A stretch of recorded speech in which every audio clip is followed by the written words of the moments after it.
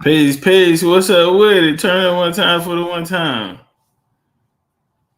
In the building. Peace. What's up with it? Whoa, brother man.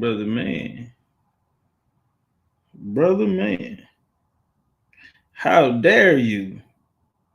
Hold on, y'all. Let me see it on the site. And shout out to y'all, man. We got a 1,000 people on the BCU app. We got 1,000 people. I know people out there like this nigga talking about 1,000 people. That ain't shit. You right, but to me, somebody who ain't had shit or don't have nothing, yeah, man, that's a lot. To me.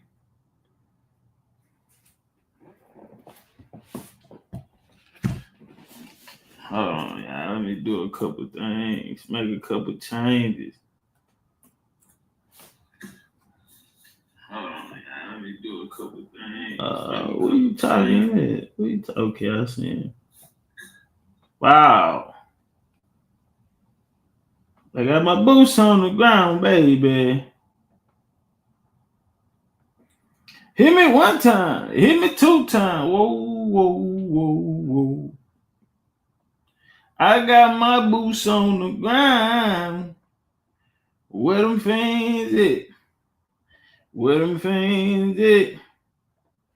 Hit them one time. Hit them two times. Boots on the ground. A kicking up some dust. Boots on the ground. Kicking up some dust. Oh, wait a minute. Where them fans at? Where them fans at? Hit me one time. Hit me two times. Turn up one time, man. For the one time, you dig? Dodge the motherfucking hijack, fam. We're gonna let some people come in. I hope y'all on that like button, man. Y'all know we ain't been live. We might not be in the algorithm. So tap that like button. Share the video. Instagrams, TikTokers, X's, Meta. That type of shit.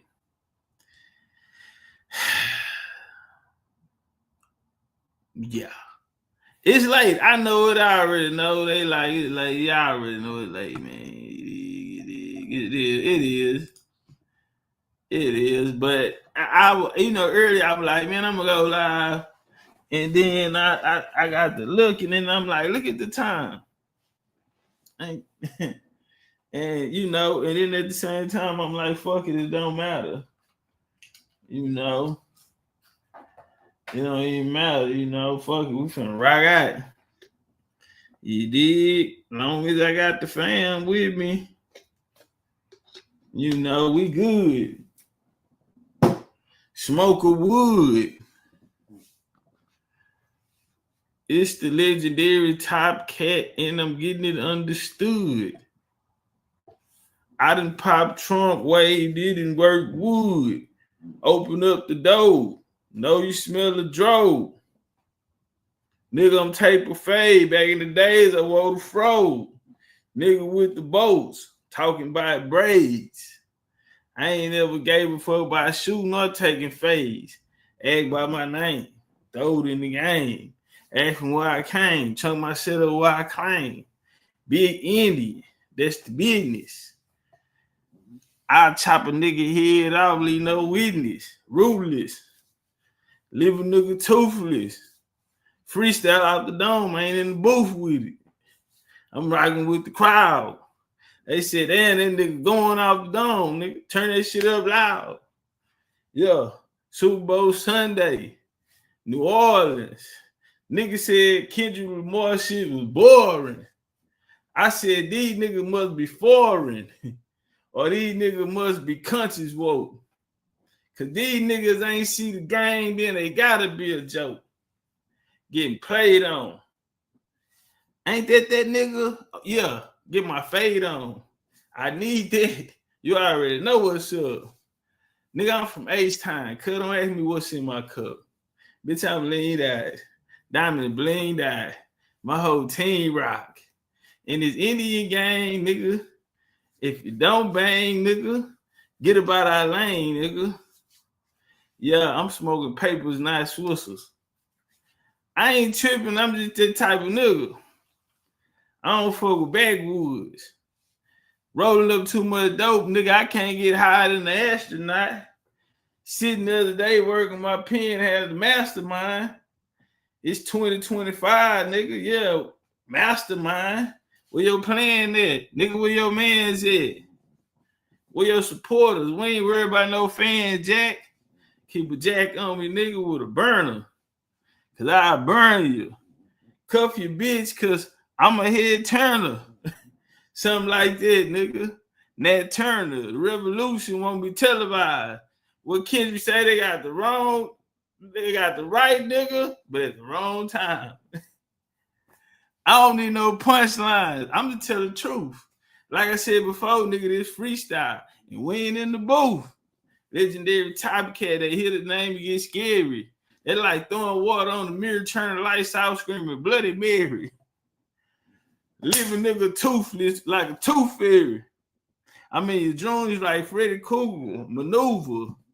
Yeah, I'm a cougar connoisseur, bad bitch attractor, laid back in the mask, nan with a mask on, ready to get my hatch on.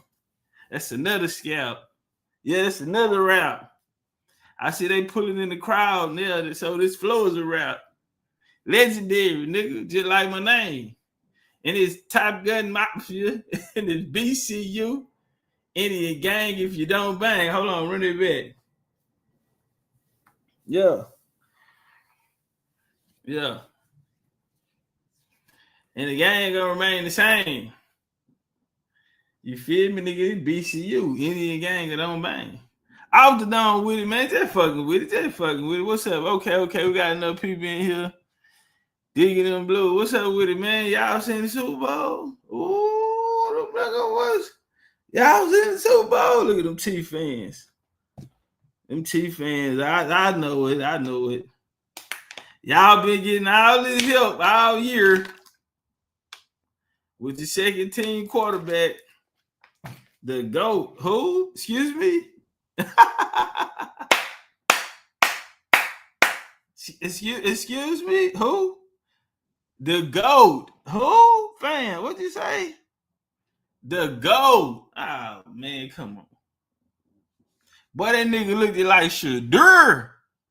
Boy, I thought I was watching Colorado Buffaloes out there last night in the first year, nigga, when we ain't have no O-line. Boy, that nigga Patrick Mahomes look like Shadur out there, man. I said, where did he go get Deion Sanders get a pep talk in the locker room or something? Andy Reid, what is going on? They not even blitzing. This is a 4-man pack. Young hogs and they hungry. I need that. They say Pat Mahomes fucking white pussy. Man, these niggas ain't about that. What that little homie from Philly, what he told Travis Kelce? Yeah, nigga, you should have stayed with that thick shit. And then his ex-wife hit the field with the Eagles. Yeah, that nigga told Travis Kelce, yeah, you should have stayed with that thick shit. Yeah. You lighting the ass now, boy, you over there. Yeah, you don't even want to lift no weights no more because Taylor Swift ain't but 85 pounds soaking wet. You don't even want to goddamn little waist and shit no more. You ain't no motherfucking big old strong tough ass nigga no more. You got too much money, nigga. Your profile and went up, nigga. Yeah, you nigga, get out of here. Hair gray. Your brother gone, your ass gone too, nigga. You next. Happily ever after, nigga. Turn up. In a real Indian way. What's up with the video, man? I'm trying to pop out and holler at you, man. Check your DM. I had hit you again. Yeah. Look at Nate. Nate say she was 5. Nate, I didn't know. I did not know, and I wouldn't be surprised. See, Jaden got a, baby was there. But one of them niggas, it probably be a cornerback or something. One of them little niggas hit her last night. One of them got busy. One of them hit her that night. She gave that pussy up, nigga. She said, I got you. And the bitch at the game got booed. Trump stood up and did a salute. They put the crowd on the boo. Trump stood up and did a salute to the United States of America.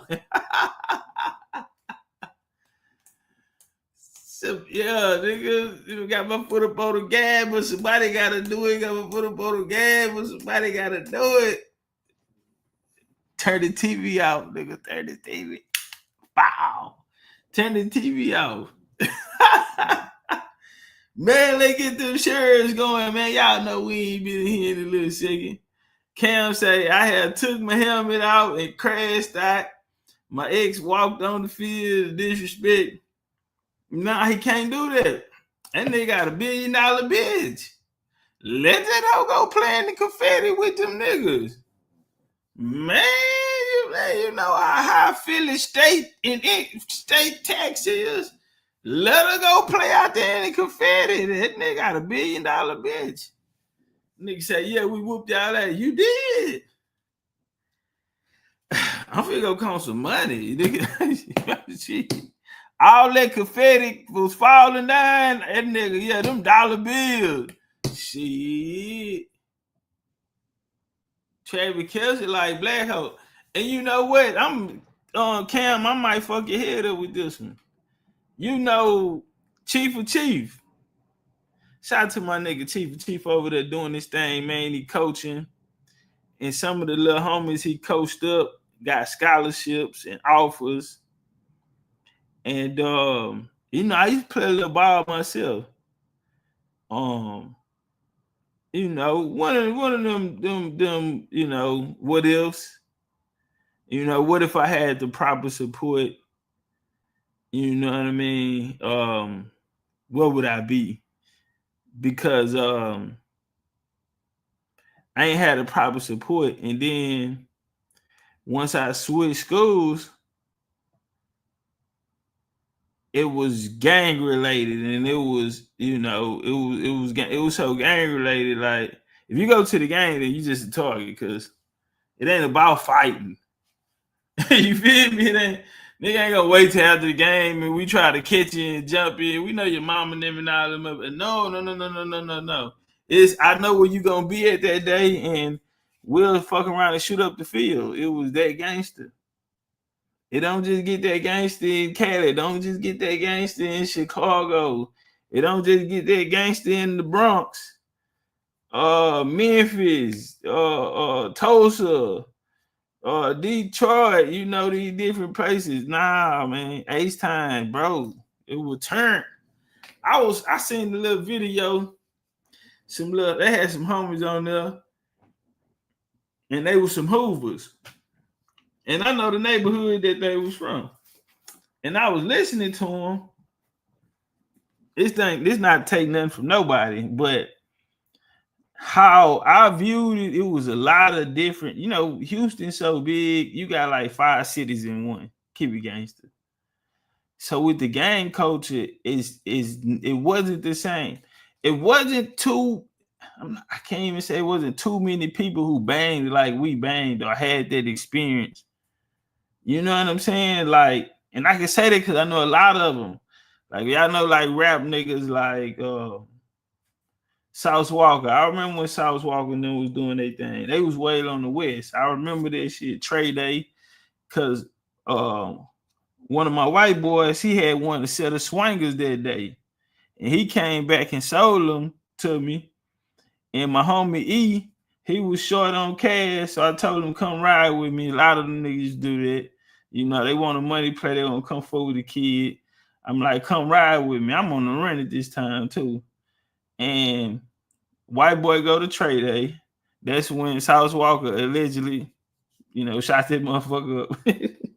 But that's what he went to the pen for, and I ended up bumping into him while we was down. But my YT homie, Mitch, he sold me the wheels, and I sell them to E. E from my hood. You know, and that was just the type of, he older than me, but that still was a big homie move for me. Put him on swingers. He hung with this crib hood off of Lakewood, Mason Road, niggas around that area. You know what I'm saying? And I knew they older homies. We actually was banging before them. You know, I went to high school with them. Niggas wear a lot of red. I got a lot of respect for them though. They girl cousins, you know, was with us. I did some dumb shit, got us in the shootout. Got us in the goddamn gunfight one time. And the homegirl lose their keys. I don't know that. So all I know is I'm finna get off. And we ain't talking about no score because they got there and rocked out, boom, boom, boom. But before we leave, finna shut it down. We're on a different side of town. And it's a nigga out there shot back. And he actually hit the car with like 2 shots. So boom, I can remember like yesterday, we flying down the highway, we exit, and we go to the gas station. Just so happened my other kid folk at the gas station. He see the hoes in the car, he on demon time. It's not happening. But, you know, luckily we didn't go back out there because we didn't have no business over there anyway. And me looking back as a grown man, I shouldn't have did what I did, you know. But, you know, you live and you learn. Wild man shit. But yeah, it wasn't too many. I knew they homies, and they turned out to be, they did their thing. You know, we was from different sides of town. On their side of the town, like I said, even though we were banging before them, and they watched the way that we did. We were vicious. You get into it with us, and nigga tell you fuck around and be unalive. And that was just the stigma that we had. You know, niggas be talking about, niggas ain't really nothing. Man, I could take you around from the west, northwest to the southwest to the northeast to the northwest, and take you around this motherfucker. And I know, and I really was out there in them streets, really out there in them clubs, multiple sides of town. I did it in a big way. I seen it. Our style was different. We was different, you know. But you know, fuck that shit. You know, a lot of dumb shit. But you live and you learn, man. Blessed to be here. But I want to first shout out Philadelphia. Cause the little homie Jaden Hurts, he is from the city. He from the city. That's one of my little cousin best friend. I'm glad D-Hop got a touchdown. I was so happy. I hope he kept the ball. But I was rocking with the homie. He said, "Yeah, I seen one today. They trying to rob a dude, and the people came out busting him and hit one of them." Said Sauce Walker would literally been my favorite artist for the last 5 years. You fuck with Sauce. Shout out to Sauce, man. Shout out to the homie, man. They had a beehive. So I'm in the old school time. I'm in there with all these old school. These niggas go to sleep early. TV, you could barely hear the TVs. You know, they politicking, you know, on some convict time. You know, they got early bedtime and shit. And then I don't know why, but they just started flipping the tanks, which was good. And they started taking all the youngsters out of there. And they took us to a different side. Boy, oh man, that was the best thing happened to me. And then there was only 4 on that module. It was only 4 joints on that side. On the other one, on Charlie, that bitch was a long walkway, so it was multiple COs on there. Over there, you could have either 1 to 2. And both of them bitches was on me. And on the night crew, so on the other side, in the Beehive, you had little Huntsville, little Eddie out Wayside, my nigga. Me and Eddie got real, real cool. he started fucking with. So when they flipped the dorms, at this time I didn't know I was moving, so we moving another nigga. So he pull up in there, and Sauce just stuck out the crowd. You know, he got a dorm for the nigga. You know, when niggas at the door, everybody on it. You know, who coming through the door? They trying to see who coming through the door. Fuck is this coming through the door? Hold on, let me try to do something. Whoa. I got my boots on the grind, babe. Boots on the grind. Kicking up some dust. Boots on the grind. Kicking up some dust. Wait a minute now. Where them fans at? Where them fans at?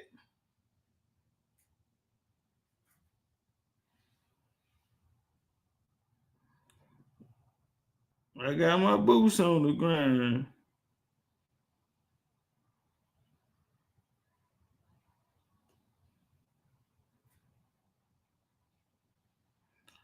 Yeah, so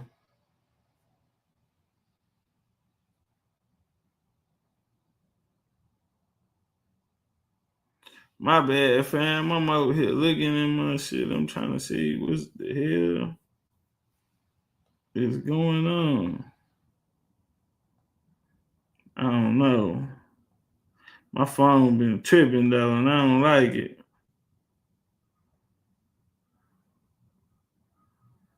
That's cold business right there. Nah. Let's see.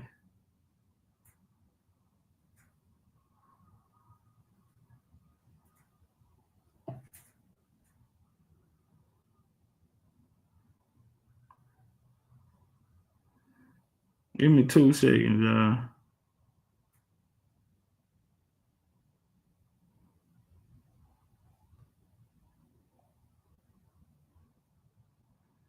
Yeah. They say, wide open for my slides with them little bitty toes. I told you can feel them. Talking about you wear a size 4. I told you can feel them with them little toes, them little bitty toes. I told you can feel them.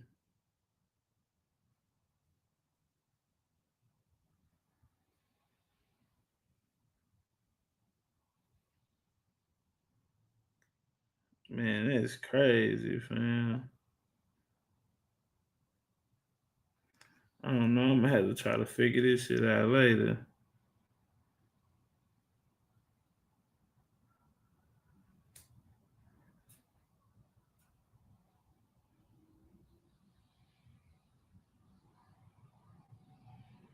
All right.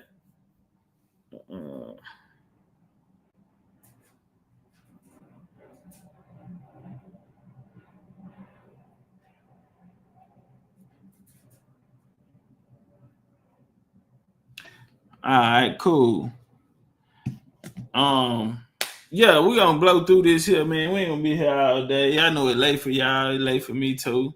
Need you Warrior in the building, Jamie in the building, Gertie, Turtle, Vito, Mars, 316 in the building, Cam, Martina. She say good night. Good night to you too. She said, can we get Kendrick respectfully? What you mean, mama? We ain't got into it yet. Can we get him? I don't get it. What you mean? Like get on him? Tay Dub in the building. Wild Savage say, yeah, I seen one today. They trying to okay, yeah. Money in the building. Dosey, Thunder. Nay. Turtle. Big Nate. Savage. Trigger Man. Lucchini in the building. My nigga, what's up with it? Indian Rev in the building. They said, let the aliens come down and take the Carib hit. Thunder Power told you glad I was originated. All right, I can't get everybody, but shout out to all the families in the building. Dog Chief just pulled up on us. What a time to be alive. It's 25, it's 2025, and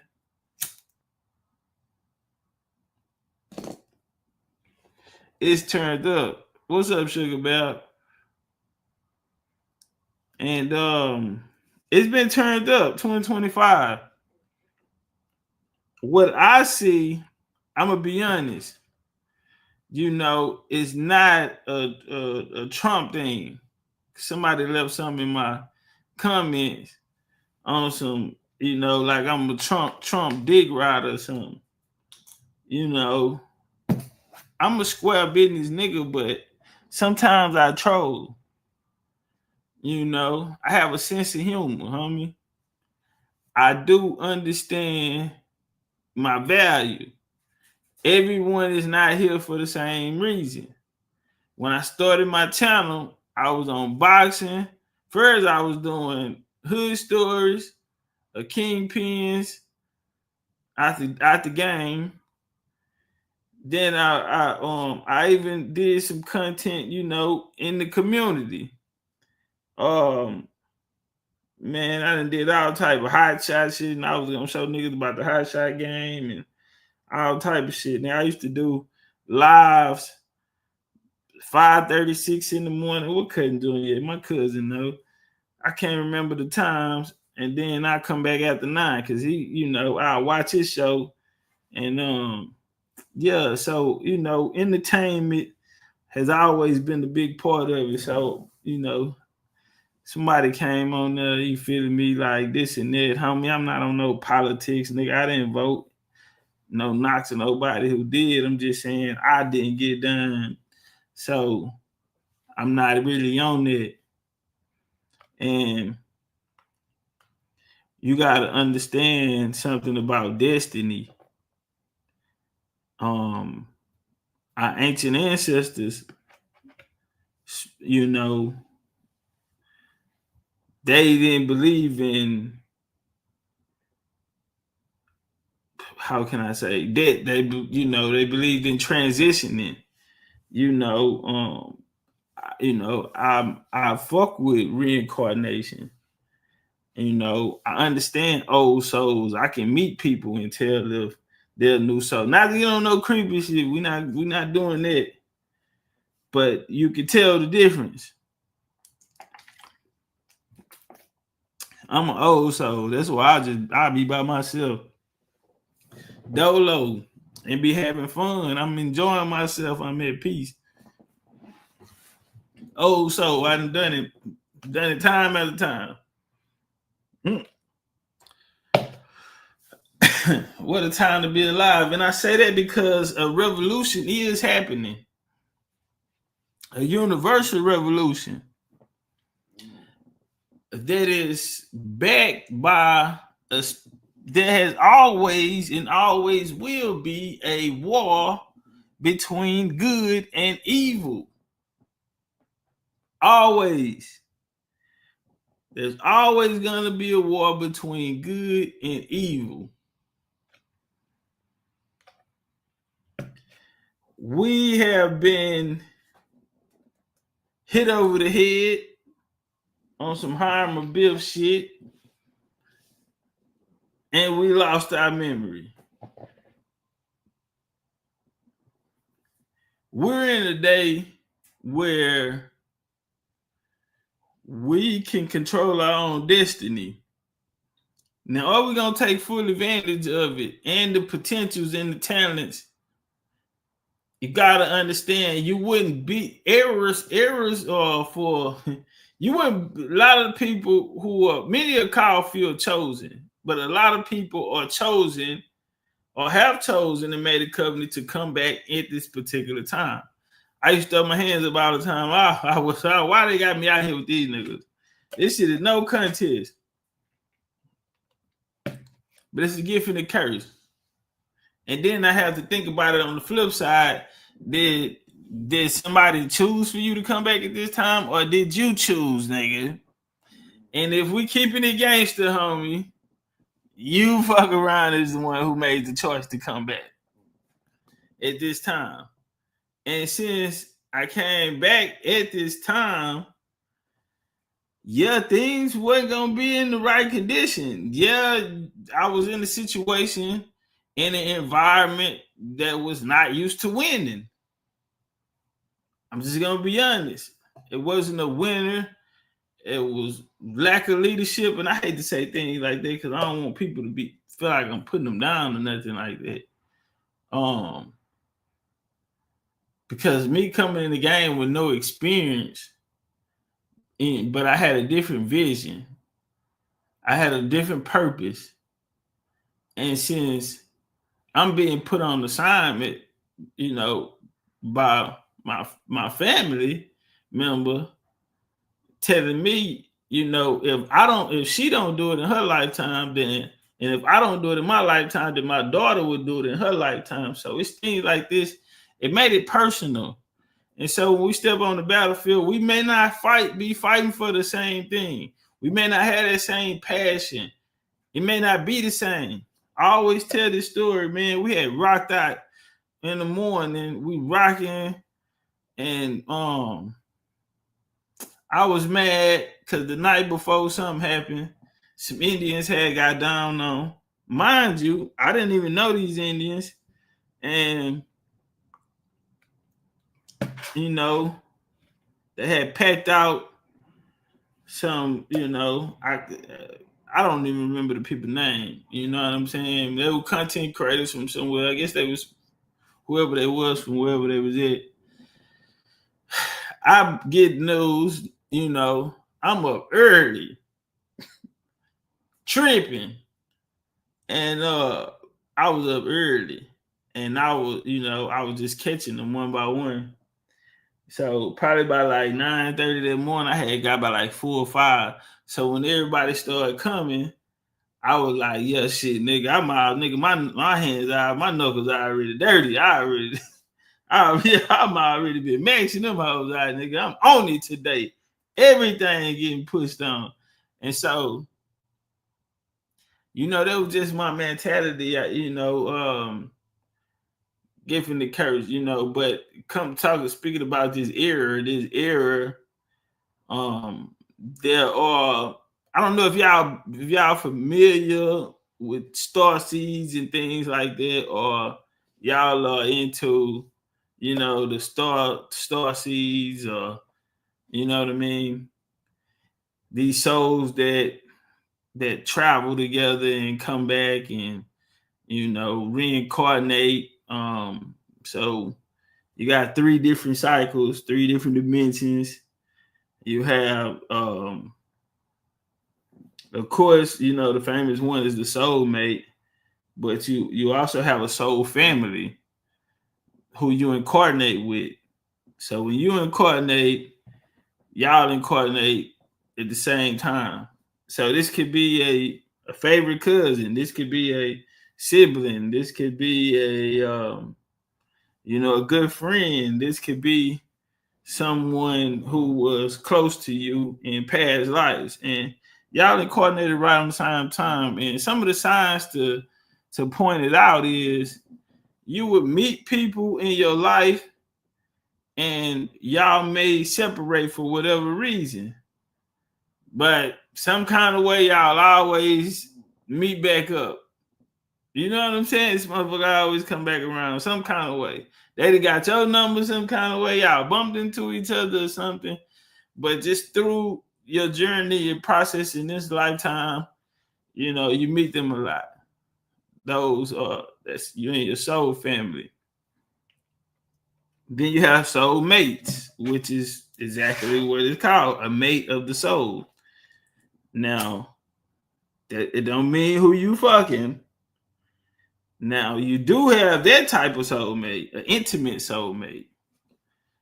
But soulmates could be parents, it could be siblings, it could be friends, it could be, you know, like I said, family. You know, it's a mate of the soul. And then you, of course, have what people normalize or used to. You know, those soulmates that you have relationships with, lessons, because you have soul. uh the soul comes here and it has to develop. So yeah. So through us, through others, we learn ourselves. And that's one of the highest forms of love. And love is the highest vibration that you can get on this realm anyway. But when you find those people, there are lessons, you know what I mean, in these people. Soulmates aren't meant to be together forever. A lot of soulmates are there for either accountability on either side, or they're there for certain lessons at particular places that you are in your life. You feel me? Certain chapters. Because soulmates come and go. Y'all been young and was all in love, and then you get older and 10 years later you don't feel that way about them. You may feel that way about someone else. Well, that's not a real soulmate. That ain't real love. Hey, the fam asking to get the likes up. They say y'all get the likes up. We got 204 in it though. Like work. Get the likes up. I need help on getting us back in the algorithm. Y'all get me back in the game, man. Get me back motivated, want to come back and do this.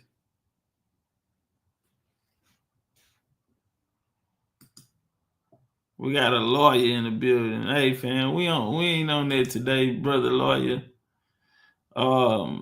Unrealistic to you, well, that's because you've been conditioned to devalue yourself, so that the last place you look for a real situation inside of yourself or other people collectively. Real solutions inside of yourself and our people. Last place you look for a real solution inside of yourself. Well, I understand that, when you go within, you go back to that in which you are connected to on the spiritual side. And that's the main reason why BCU, we have this hedge of protection around us. We have certain morals, principles, and codes. You don't hear our name in BS. We not with the bullshit. We don't have to go nowhere. We don't have to travel. We have successfully, in the last 4 years, created a foundation where we can come and have a safe space, and we don't have to worry about outsiders or, a lot of things that I see a lot of people from this paradigm have to go through. We're established, and even if they don't say it out loud, we are respected. We're respected. We are examples, and I want y'all to keep that in the front of your mind. What's up with it, Miss 083B? Where you from, Miss 083B? You getting the nickname because yeah, that shit there. Let's see. Yeah, you getting the nickname. Lala said, "Top Cat, I just found you. You can't leave. I ain't going nowhere. I'm here for now. Y'all got to plan your escape, because I just feel like, life is about living. You know what I'm saying? And on top of it, life is about experiences. And when this life is all over, all you have are those experiences. And that's something that they can't take. That's something you take with you. Even when you reincarnate. That's why a lot of you niggas, when they talk about the woke, I woke up one day and A light came on. That type of shit, So star seeds and all of these types of things, um, we're here for a certain reason. And honestly, when I sit down and I see, damn, I don't want to be in this generation, but then I have to because I'm hit with a gift and the courage. Plus, to be honest with y'all, I haven't said this out loud, I feel like I owe, if I made a covenant before I came here to do this, or, a lot of my friends have transitioned, gun violence, lost a lot of family, a lot of people to the system. And I have survivor's guilt. Cause it ain't like I wasn't fooling. I was a damn fool. But I was a ninja. I was a silent assassin. A lot of people hear my name and never seen my face. That's me. And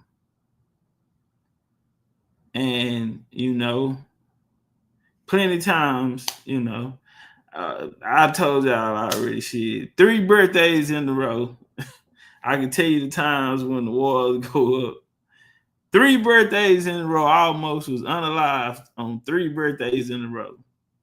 So I used to hate when my birthday come up because I already know. I already know it's going down. You know what I'm saying? So I almost got unalived 3 times on my birthday. And let me tell you, fam, it ain't like the ops knew my birthday. Nah, they didn't know my birthday. But Mars is ruled, Aries is ruled by Mars. Mars is the god of war.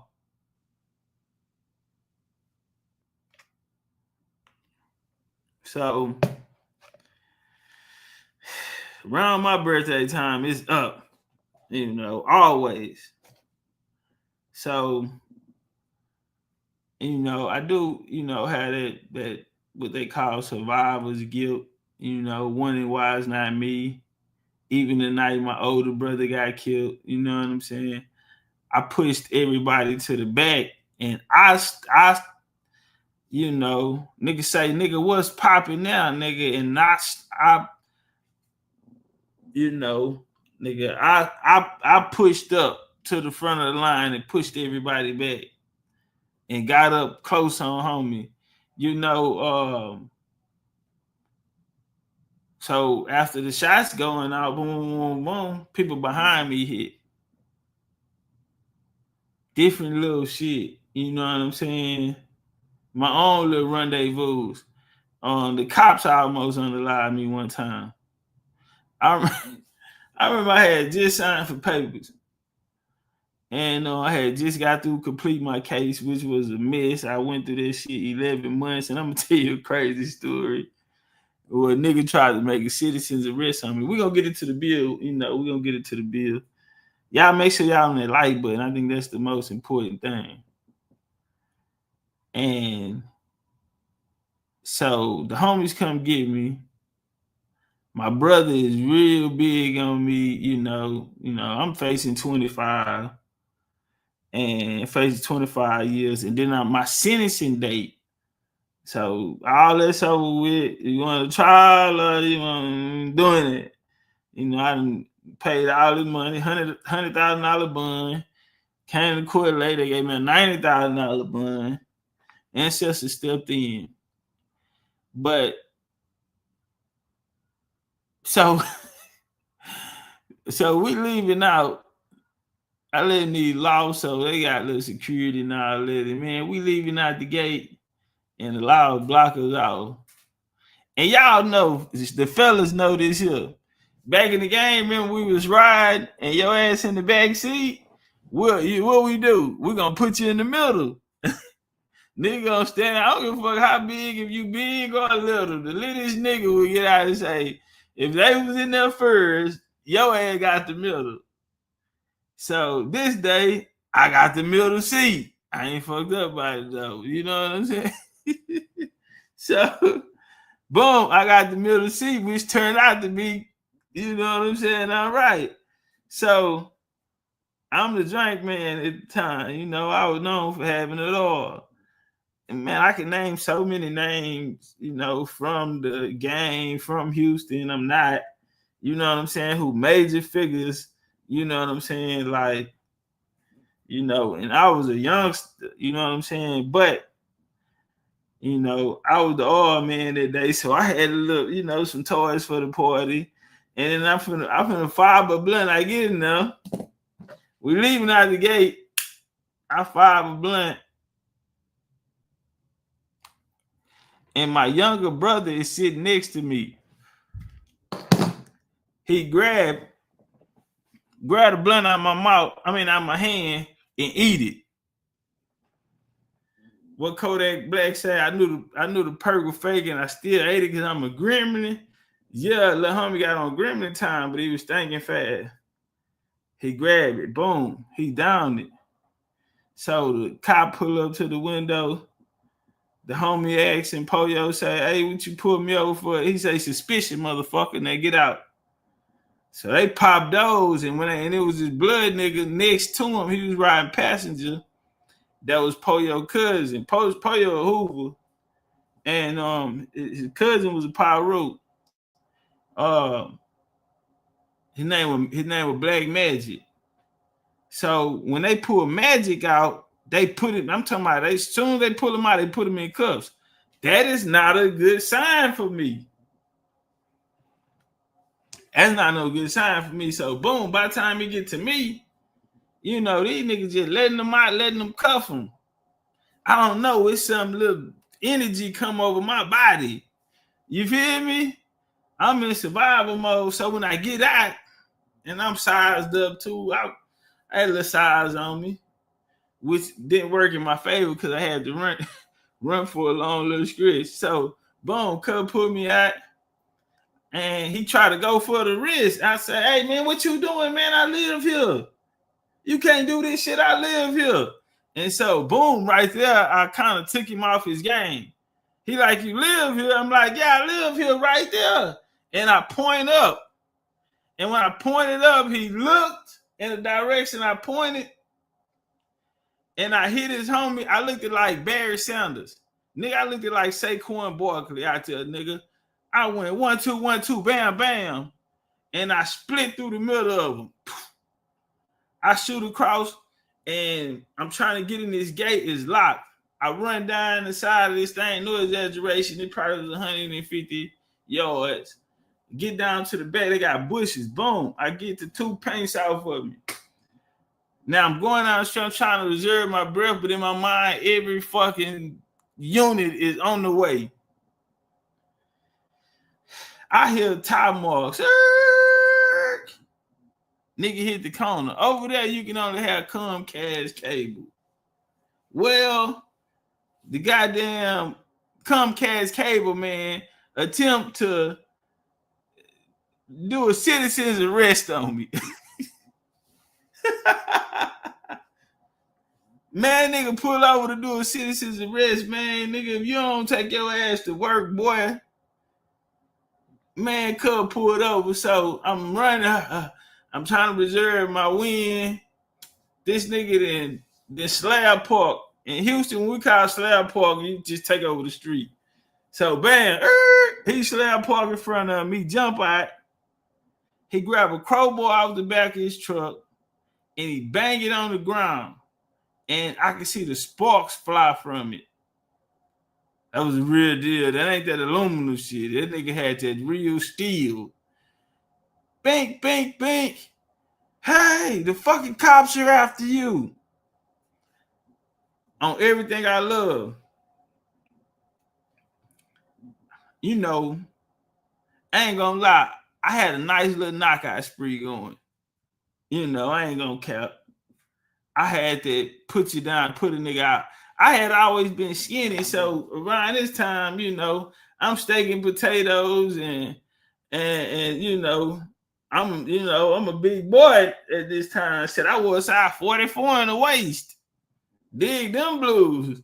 Yeah, I was a 44 in the waist. I had never been this size, but in my mind, I'm still thinking I was that athletic nigga. But that shit, them days were gone because nigga, I was, and I ran the 400 meters. Anyway, homie tapped the thing. Hey, the cops are after you. On my dead mama. I just rushed him, just enraged. And I just got off on him. Boom, boom, boom. And he stumbled back, but he didn't fall. So in my head, cuz just fucked up my knockout spree. So I go in, I get off on him, I graze him though. He go low, try to scoop me. Now we racing. This shit taking too much time. In my mind, the whole fucking sheriff and constables are looking for me. So I get leverage on him, elbow behind him. You know, he let me go. I dip, try to jump the gate. And this wasn't no low gate. It had to be about 10 foot. I get to the top of the gate. It's cold outside. This nigga to grab my shoe. So he got one of my feet. I'm hanging on the gate, and I got to hold on because he pulling me. Listen to me, homie. I got to go tomorrow. I'm looking at 25 years, man. Sentencing date. And so I'm swinging. Now I'm up on the gate, so I'm up higher than him. And he got my leg. And so he just taking him home. He trying to put his head down, 2 minutes behind, and I'm hitting him in the head, hitting him behind the ear. I'm hitting him in the neck, and he not exposing his face too much. Headshot, so he go to like he Mike Tyson or some shit. He trying to dip with him. But I'm fighting for my life. Literally. So, nigga, I'm bringing them all down like Thanos, nigga. I'm talking about the room. And I split him down the middle of between like his forehead, his eyebrow, in the middle, between his eye. Fire! And he snatched my shoe off. I ain't tie my shoes up. I don't never tie my shoes up. I let fly shit. But anyway, nigga get one of the shoes. Boom, I take off though. I get away. Get to my homegirl house, bang on the door. She was working at the bank. She answered the phone. We at work. Oh, goddamn. Now I'm just laying there. I done gave up, really. I'm like, if they get me. But you can hear all the sirens going out. Call somebody else. They come pick me up. We ride back by the scene. I got my seat back. All these niggas in handcuffs. I'm trying to figure out why they ain't running. Because the cops actually, they tried to chase me. It was so fast that just off instinct, they came after me. What are you niggas still standing here for? So when I get to the spot, I get to my brother's house to the trap. They calling. By this time, they calling, man, come get us. And it's damn near like they kind of implicate me. Like, they said if you wouldn't have ran, we wouldn't have done it. Man, I'm not trying to hear nothing no motherfucking police got to say, nigga. Fuck you mean if I wouldn't have ran, y'all wouldn't have went to jail. Nigga, your ass was going to jail when that nigga threw your ass in the motherfucking handcuffs, nigga. It was a wrap for your ass. We ain't doing that. We ain't getting no cuffs. Man, get off me, fam. So, yeah, nigga tried to make a citizen's arrest on me, man. That was a cold piece. Yeah, I got away. Fuck, what you nigga got going on? Yeah, man, but all right, that's it. We out for that. But that was some wild. But hold on, the story don't stop, right? So the guy Black Magic, he had something that belonged to us. Now Black Magic got out before them. What Magic was in possession of, we was looking for it. We need that. So we load up. Now we go over there. Now this the homie people, right? And we pull up in I'm gonna call it what it was. I mean, as soon as you come in the gate, nigga, it's niggas hanging out the gate, nigga. Red rags everywhere, nigga. The corner store, bitches walking back and forth. It was super thugged out over there. I ain't gonna lie. You know, they killed the major 6-0 nigga and threw him in the dumpster. Rest in peace, Rodney. R.I.P. Rodney, man. He was a 60. He was a fool. Nah, for real. And he was on demon time. But shit, anybody can get touched. And yeah, he was one of the ones though. And when I got out there, the 60s ran that shit on that side. But when I got out there, Rodney, he was one of the ones. Well, they find Rodney in the dumpster. But we finna go over there and see what's up. Cause we looking for this Magic nigga. We pull on the block. Who do we see? Magic. And Magic is serving. Magic out there working. He's serving. And the game is the game. Pulled up, we approached him. I was in this little bitch Jeep. It was a Jeep Compass. That was kind of like when they first came out too. And so we pull up, we low down, it's us. Boom, it's my homie Poyo.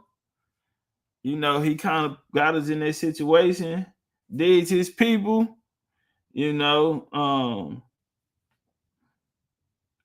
gotta do something about it. So Poyo got out first, and we packed cuz at and we took what we got what we can get, what we could salvage, but he had already been working. But that's how that story ended. Anyway, we out for that.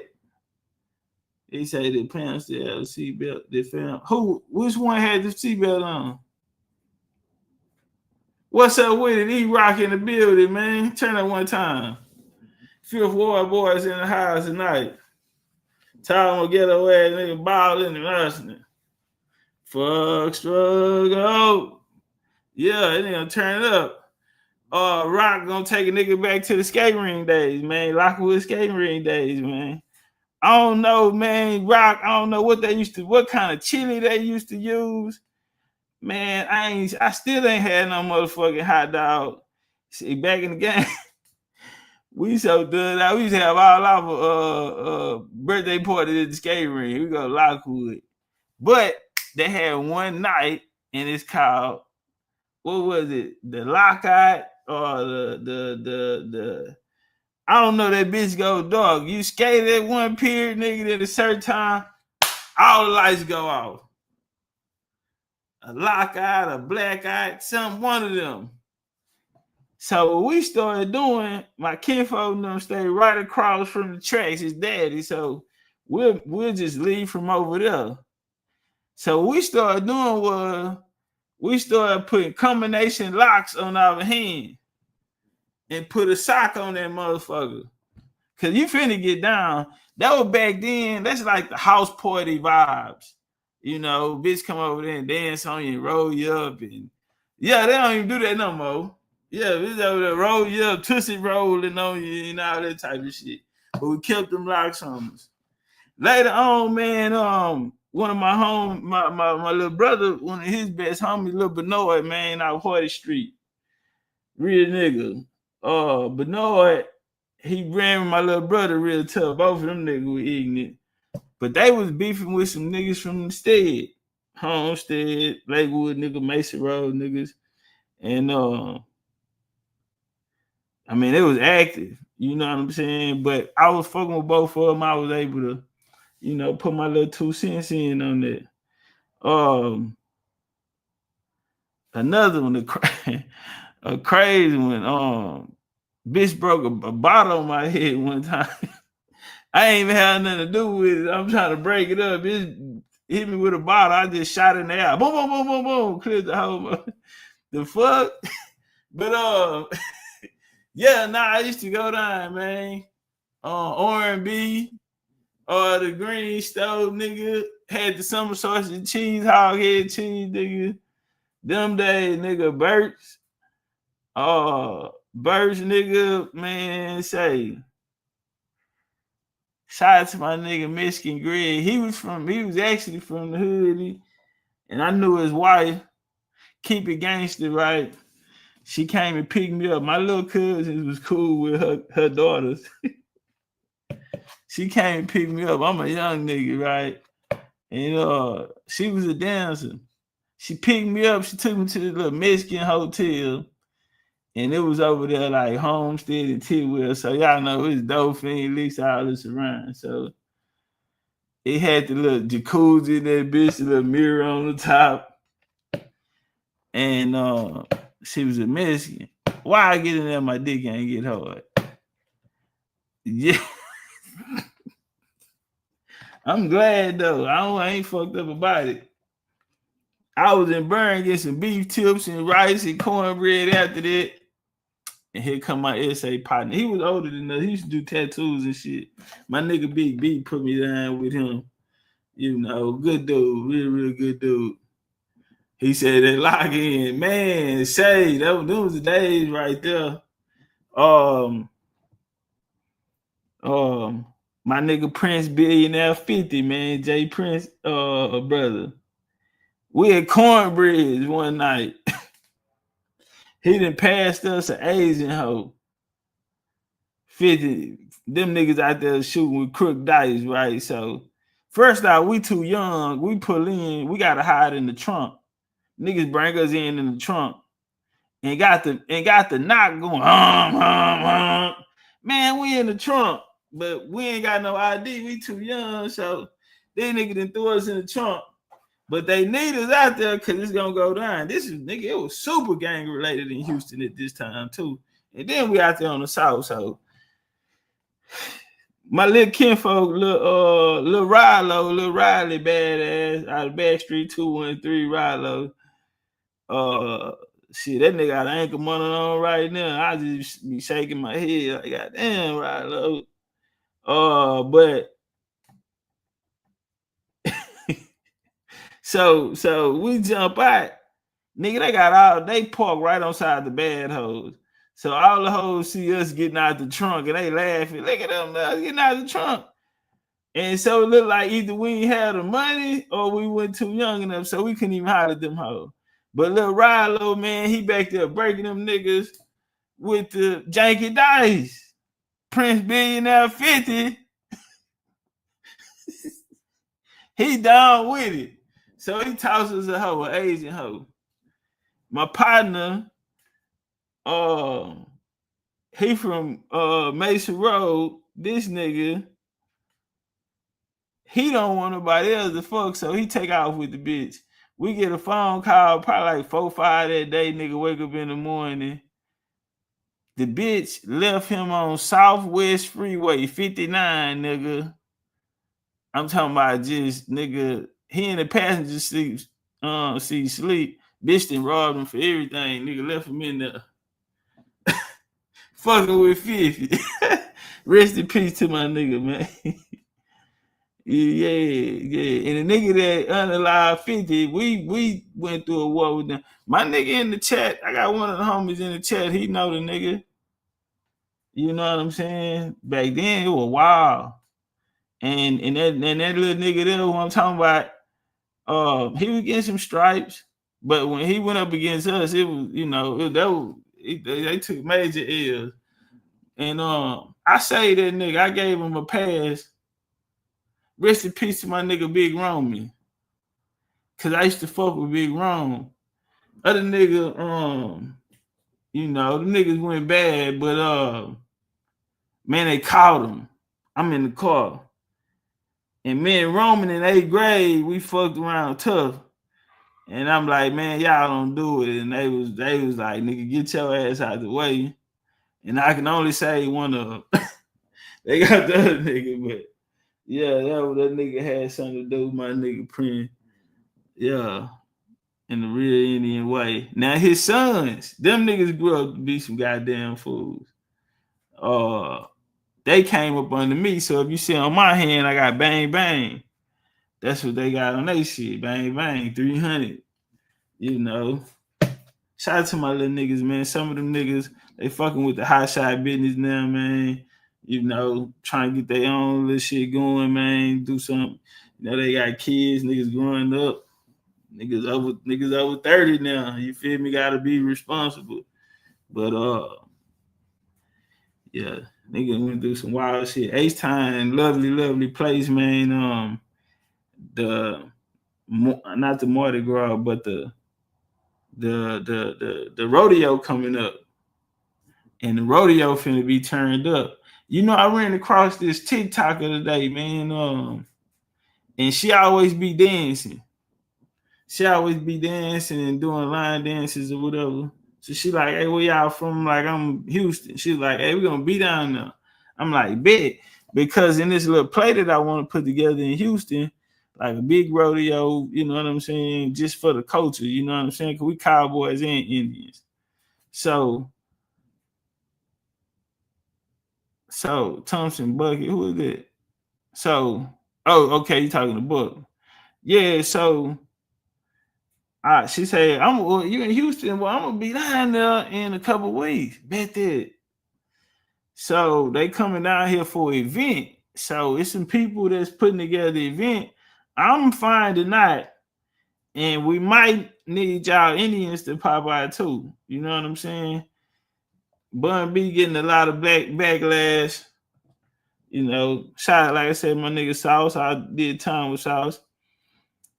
We went down there, you know, nigga just trying to get out the dorm, nigga wrong, man. And we go move help the homie move all this shit, his mess and shit down here where he finna be housed at. They popped the door. These niggas looking, but that's the beehive over there. And you can see one nigga out the whole group, and they had some big niggas in there. He probably was one of the littest ones. And they had their shirts out because they was like slap boxing, and the other nigga was karate kicking and shit. And it was South Walker. That was my first time. Well, my first time seeing it. We used to see each other and we would look at each other. And then, you know, we got cool. It was this nigga 5300, man, back 5300 Coke Street. Tats all in his face. He was a low. He ended up going bad late in the game. And he came to the yard and asked me to save him. And honestly, they really didn't politic on because they knew me. They had respect for me. And they gave him a chance to go holler at me. And, you know, he made a decision where Cuz had to roll it up. You know, he was in the wrong. But anyway, man, I want to shout out New Orleans. But he come knock on the door. And, you know, I shoot my shit over there to South. South don't never go to he'll never go to Rick. Meet me on the Rick yard. And we got locked in. He fucked with me. And he seen how I used to be on them hoes. Cause night crew come through, them niggas like, hey man, chill. Let us get something. You know what I'm saying? I ran with Dallas niggas. Trigger Trey, my nigga Tremaine. Had them hand niggas start out all out warfare. That nigga knock a Mexican out. So really, it was this nigga from Crip nigga from country town. I can't even think of what time. Corsicana, could be Corsicana or something. He was cool. I remember when he came in. My nigga MC came. Now that fathers who he came to me. You know, all the people coming to doing, we're gonna put a pack together, especially those, you know. Nigga come bang on my shit. I'm running stores, so they already know. You know, stamps, housing outlet, you know the normal. So we get him right, but I guess he wanna, you know, put it down, you know. So he get into it with his essay, and I ain't gonna lie, essay get the best of, but you know, he was like a slim nigga, and they was fighting in between them. It went too much room, and so the essay, he short, compact, so he kind of got the best of cuz. So now You got Lokes taking off their shirts, really, you know. So, but that they end up starting the melee. But Trigger Trey put Cuz sleep, but the one hit a quarter. I'm talking about knocked his shoe off and the nigga shook and went in the seizure. And when the other essays got wind of it, by the time they caught wind of it, he had PC'd up. And he was a heavy hitter. You see, I had a lot of business with a lot of them niggas. Even the white boys, everybody, they fucked with me because I was a hustler. They liked my style. And I can get the staff to play however I want them to play. Because I train them. They fuck around, put me on the training flow. So they over there training them hoes. And little bitch liked me. So she like, if y'all need anything, go to him. So after she trained them up, they moved her off the block, and now these hoes, all they know is me. So I'm good, nigga. And I'm getting a dope pop. Yeah, that nigga. Real do-rags and shit like that. I don't miss that shit. But Super Bowl. Shout out to Philadelphia first though. Shout out to Philly, man. Little Jalen Hurts, man. H-time. They doubted the homie counted him out. He come out on top. I love that shit. And it's a little clip. He's sitting there singing Frankie Beverly and Maze.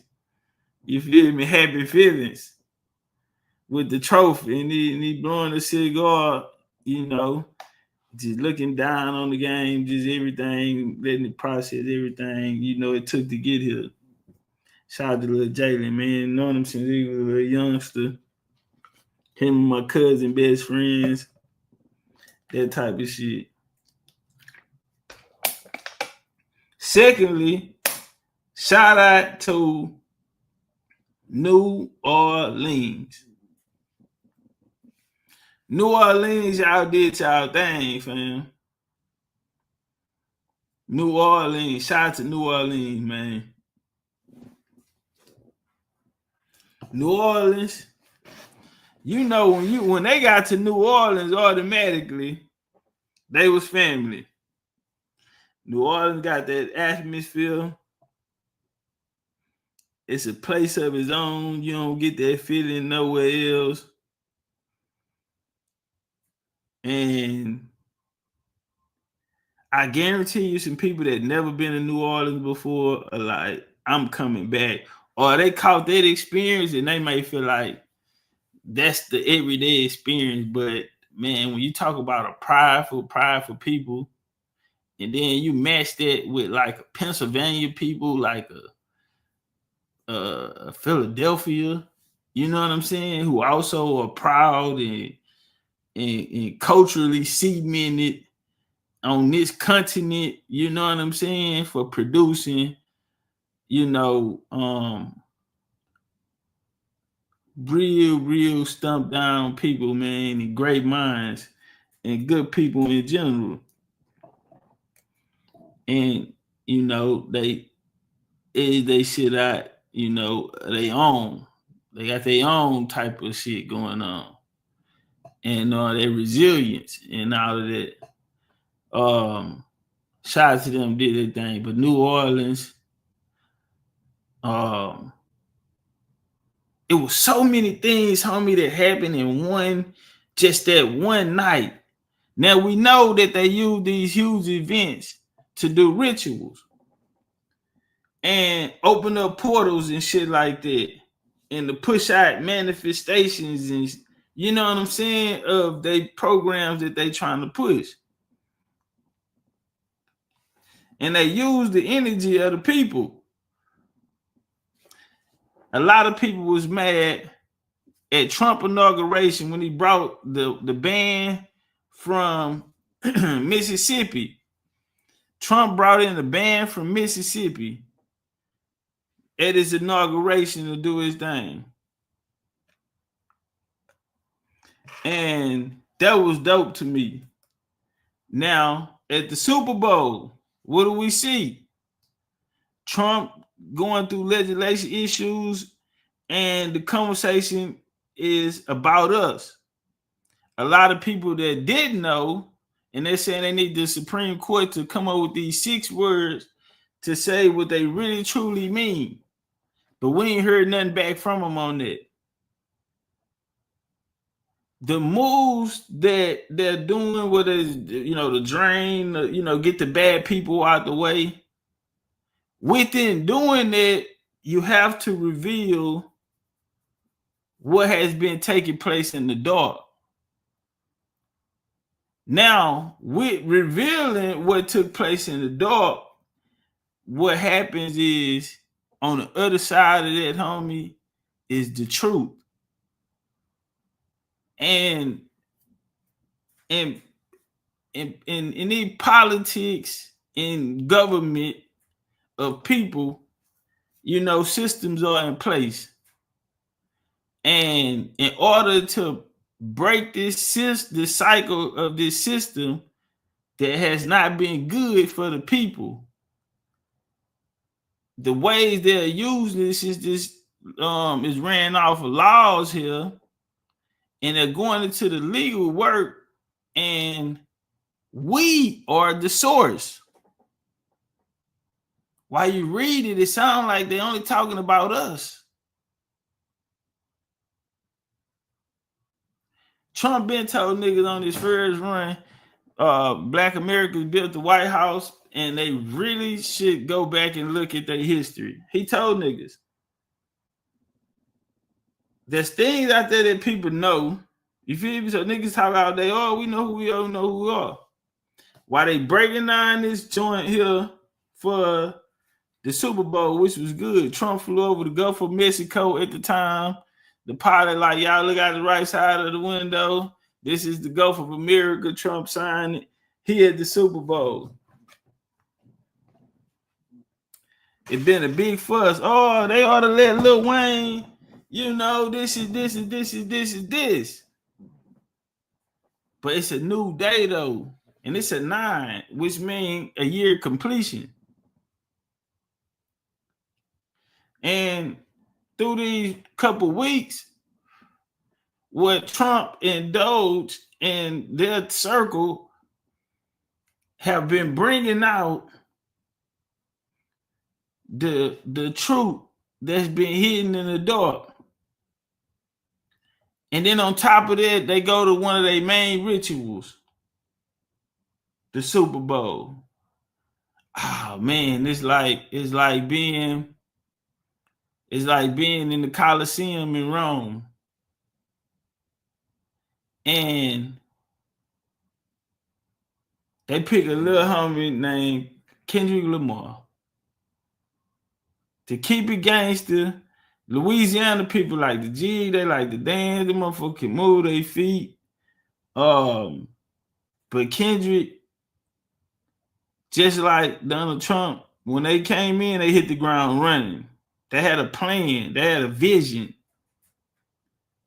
And Kendrick had a vision. And people are writing it off as the worst in Super Bowl halftime. Listen, it's going to go down as one of the greatest. Because when you get a platform, homie, and you have a message, that's an opportunity you might never get. Some people were saying, well, you should have brought Wayne out with him. Fuck that. Wayne might not be on the same shit I'm on. What's up with it, Limey? Not only that, it took place in New Orleans, where they had the Mardi Gras Indians come out. Not only the Mardi Gras Indians, they had the second line come out. They had the bands come out.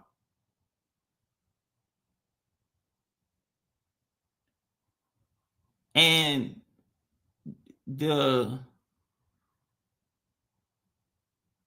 in New Orleans, I already had like this I don't want to say eerie, but it motherfucker make it spider senses go out though, fucking around in New Orleans, man.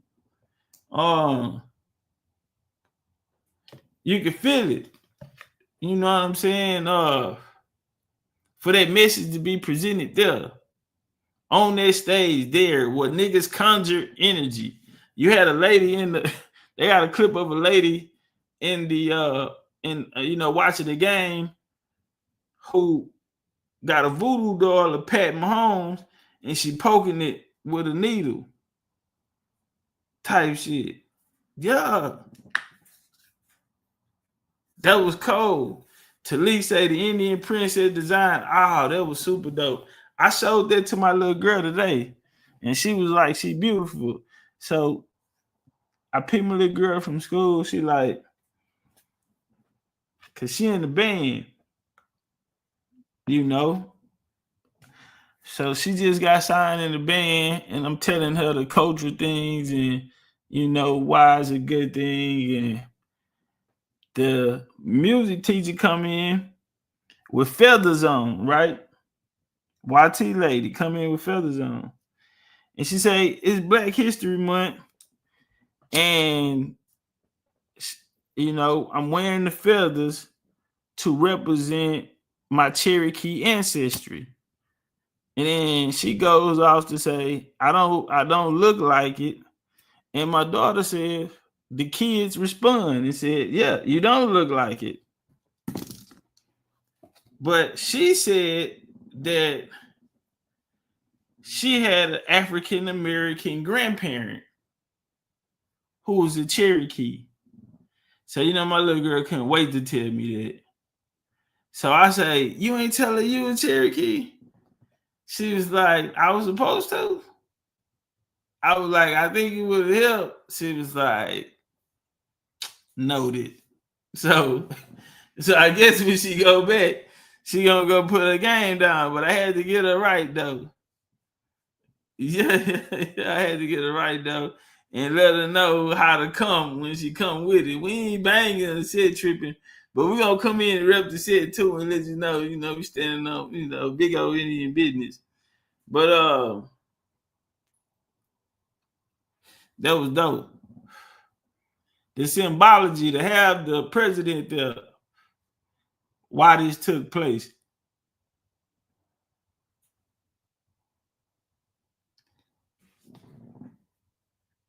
One of the most dominant defensive performances we ever seen in that. On the team, like I said, it's a battle of good and evil. No knock to their players, their organization, or nothing. But it was some things that was taking place that in the spiritual realm, homie, you did wrong. And that's why they got the results that they got. Kendrick Lamar performance, people want to laugh, dance, they want to be entertained and not even understanding the times that we are in.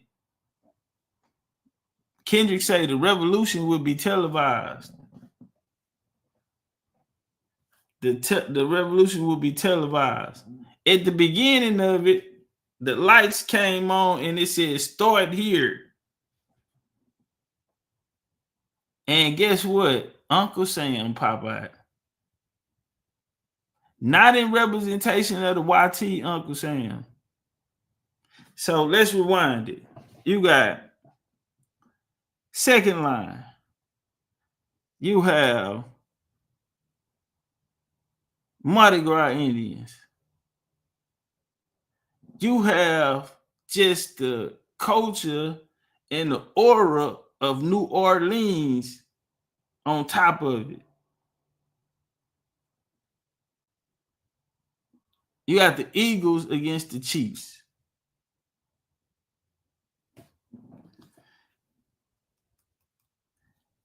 Man, that was the highest watched Super Bowl.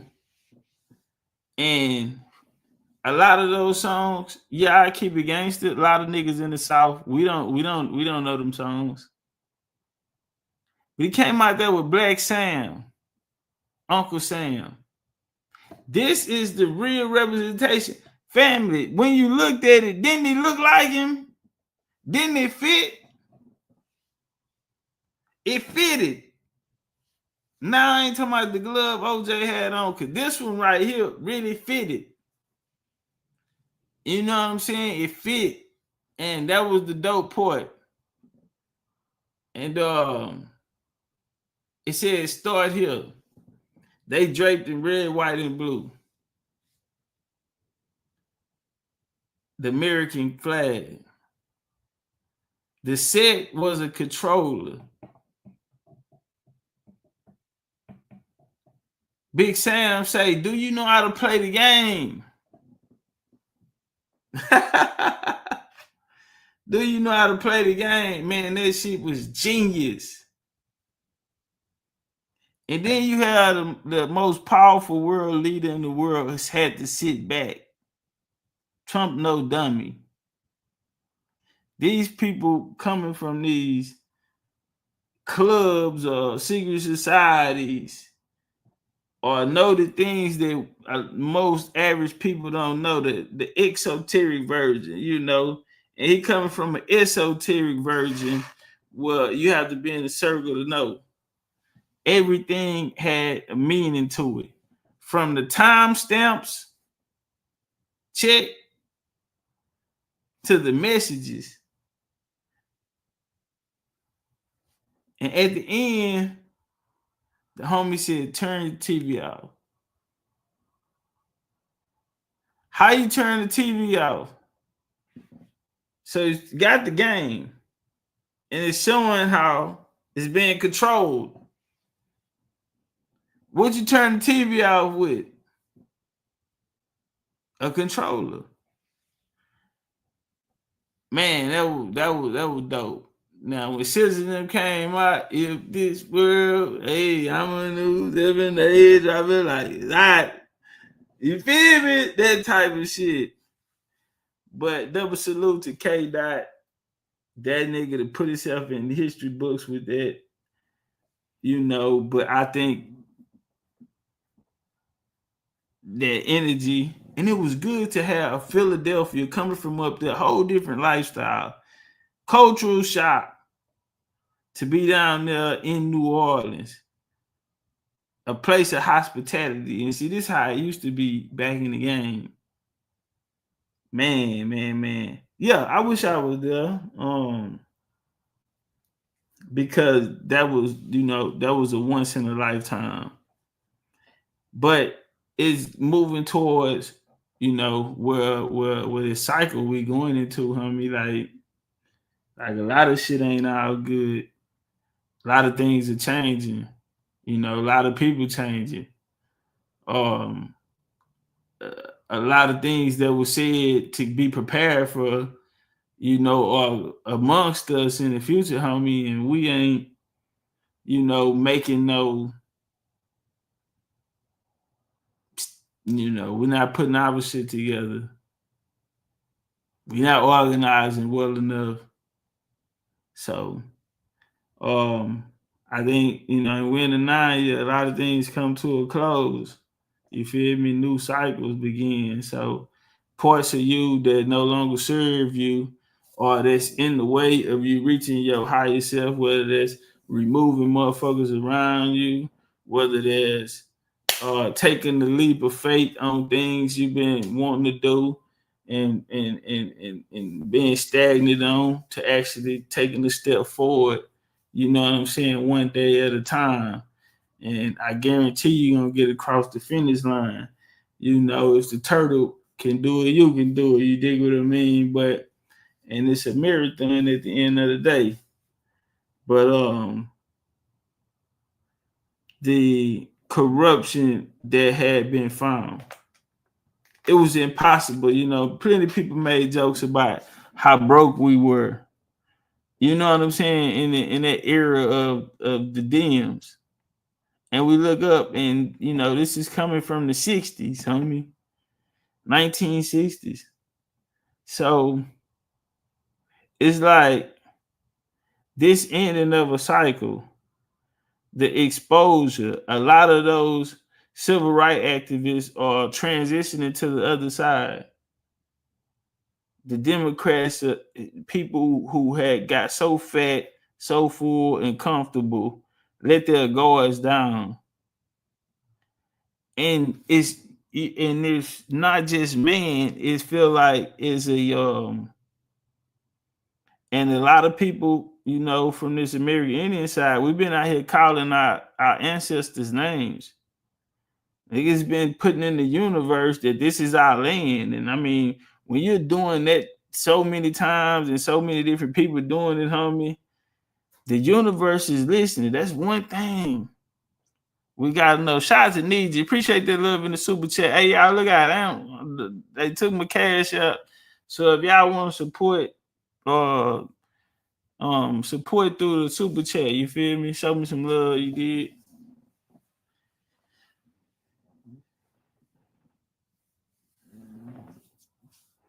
Yeah, so a lot of things are coming to a close. One of the things I feel like is beautiful about it, I remember back in the game, you know, they told us, you know, from a black perspective, you know, the buy black, the black eye, don't spend no money, don't, you know, these type of things. And I'm saying, homie, we need to throw the playbook away and find what works for us now, because truth be told, you know, going to feed the homeless or these other acts that people feel as though, you know, you have an opportunity to create your own revolution, which entails things, you know, that are relevant to your situation today. Because that blueprint is some shit that was passed down to us. Yeah, the free lunch programs and all that shit was cool back then, but nigga, what about now? You feel me? When we're in the world of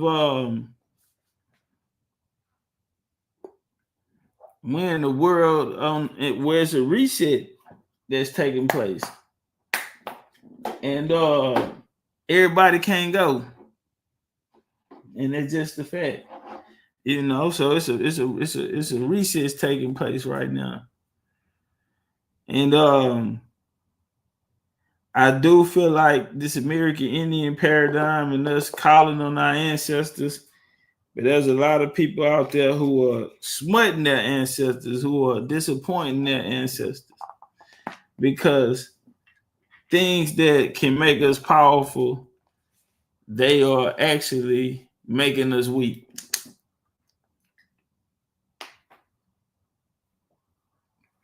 And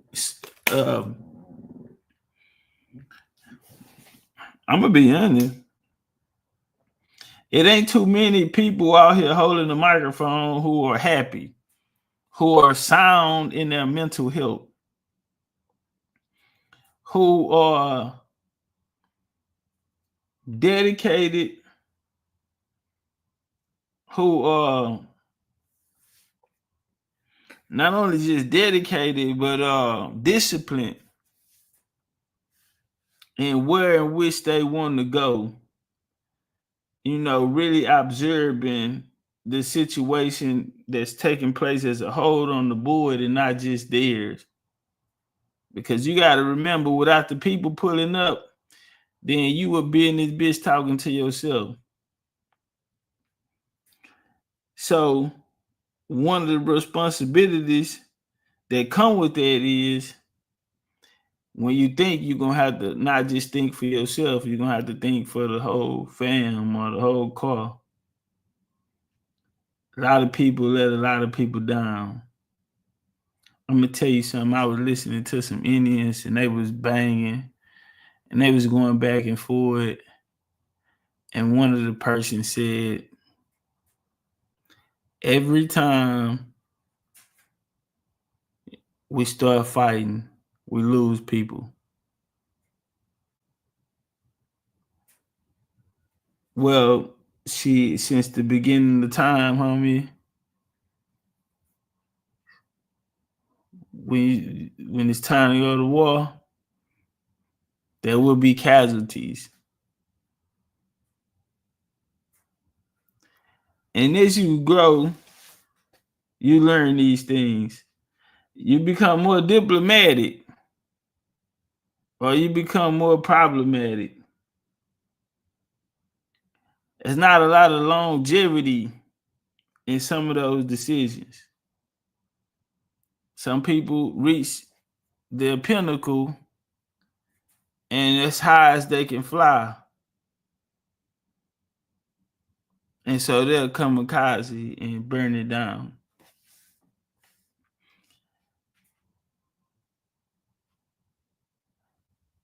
There's been many opportunities given to us to find a solution.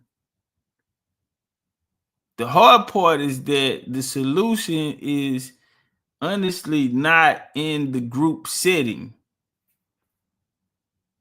Now, we may have the same problem, but they may be different in certain situations. And number one, the person on side of you problem is not the same problem that you have. So is when people say, so what do we do now? Yes, it is important you get to a certain place in this to where the help of the people, you're gonna have to go walk on your own. That's why this is a lonely journey. And we push so hard to get back in contact with your ancestors and not look at your tree and make the Indian on there the most important person. Make it a team game. Everybody needed everybody. We're not just gonna highlight the things that support our narratives so that we can satisfy whatever it is inside of just me. I'm just keeping it real. Because some people use their ancestors as a weapon, as a tool. They'll find it and they'll bring it to the internet and they want to fight with it. What the fuck you fighting with your grandma? Leave her at home. She cool. She ain't got nothing to do with it. And you don't want nobody disrespecting her. Because we're in a game where, when somebody losing and they're on their way out, it's really not. If a nigga would put a suicide vest on a motherfucking kamikaze, nigga, these type of things. And for that window closed, man, will the Indians, the real Indians, stand up? Will a difference be made? It's a 9 year, it's a year of completion. A lot of people that are here today will not be here in 2026. And that's a fact of life. For whatever reasons that they brought amongst themselves, whether they were dirty politics on, or if it was something that they actually did, or they met their purpose or hit their ceiling, and what they, was to bring, they brought it. See, life have a way of showing you when it's time to move on. And that's even in relationships, whether it's family, friends, loved ones, intimate people, Everybody not meant to be in your life forever. Everything is not meant to go on forever. That's why Granny say it's a reason for the season. And so being mindful of that, that's like coming in the game and not having an out date. You ain't got no out date, nigga, you a lifer. And a lot of times that translates into not having a plan. It reveals that maybe, you don't have a plan or a vision for this. And you're just here. You didn't even know why you're here. You're saying certain things, for my people, but actions are showing differently. Because of your actions, we're actually losing people. Some people that's in way better positions in their personal life than these people that they are, humbling themselves to help, with their journey. People living better than you. different quality of life than you, and you got the nerve to bring them to a world that they know nothing about, or a world that they have experienced and healed from, type shit. And it become, and you know, nigga become more important than the program. And it's no one more important than the program. And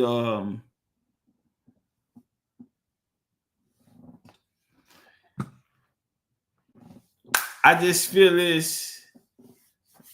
Kendrick kicked it off. He talked about a revolution. You gotta understand, this nigga took a rapper that was on top of the world, big, Michael Jackson bad.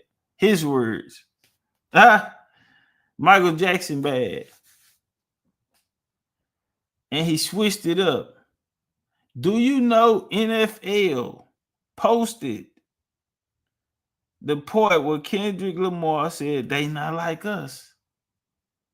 This conversation between US and Canada on tariffs, on border control, on us paying y'all way and protecting y'all.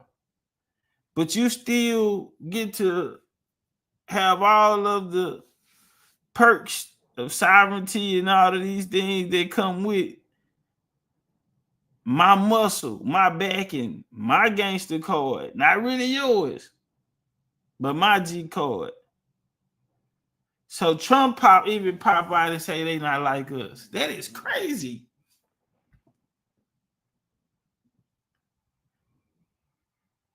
Kendrick told Drake he can't use the N-word, fam. Y'all nigga, is my microphone on? Can y'all hear me out there? Big Ram in the building, man. Neighborhood to the neighborhood, man. What's up with it? Nah, ain't nobody bigger than the program, fam. We got to keep the machine in motion. It's going to be some morals and principles that niggas going to have to stand on. And if a nigga don't have them, they better get them real quick. And if you ain't no quick learner, then you might get hit with the burner. Yeah, we going to have to get you out now, square business. Because you is only strong as your weakest link. That part. Motherfucker been telling us that they couldn't do nothing because Congress and all this other type of shit and things in their way. And it's the type of shit that we see.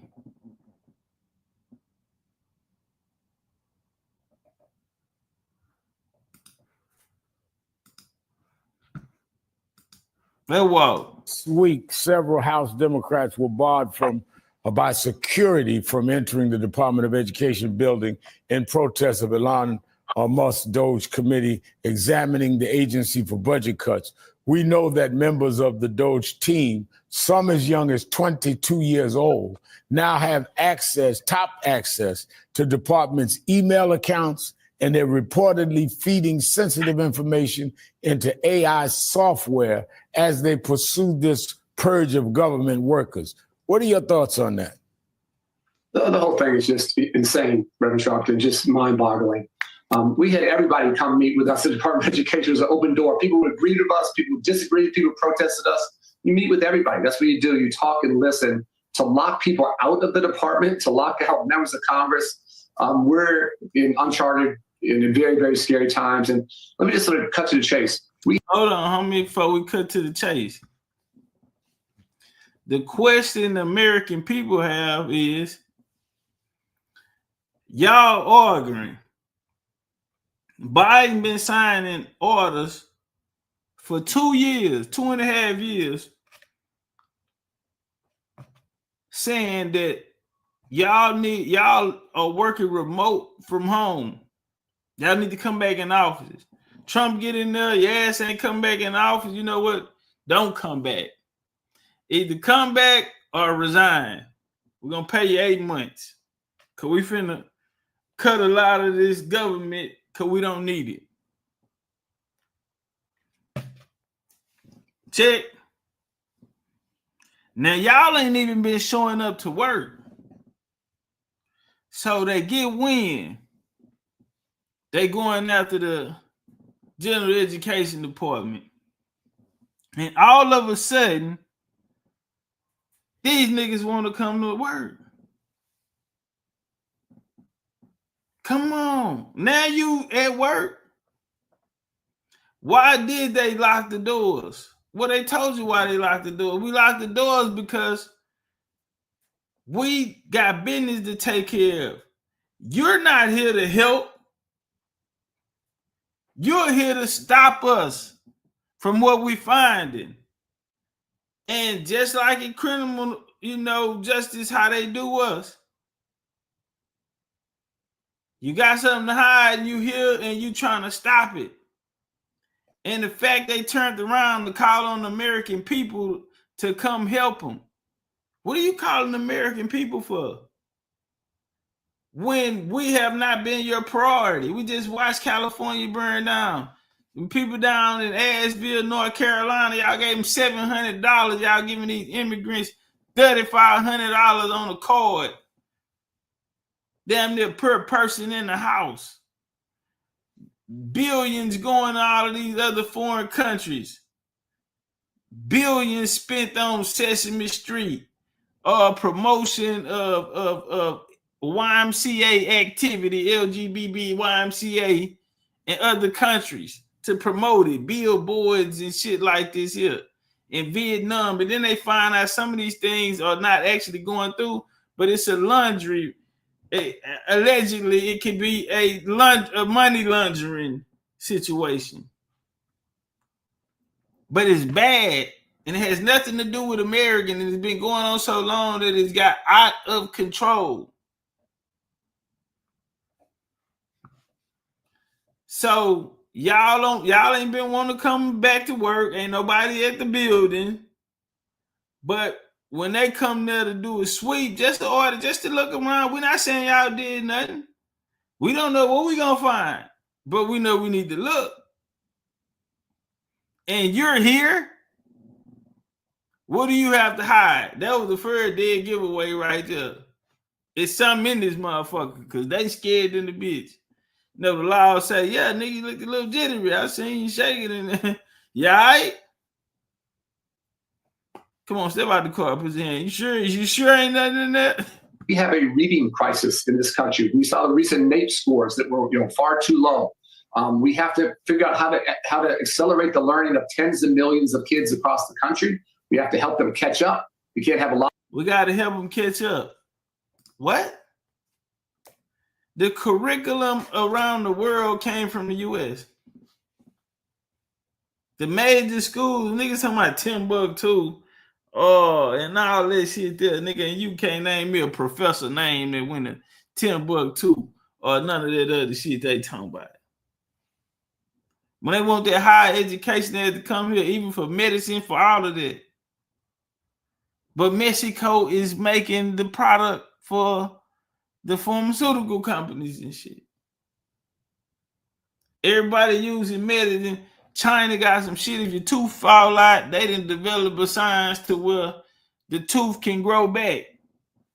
And it makes sense when you think about the creator and understand that everything you need, you came here with.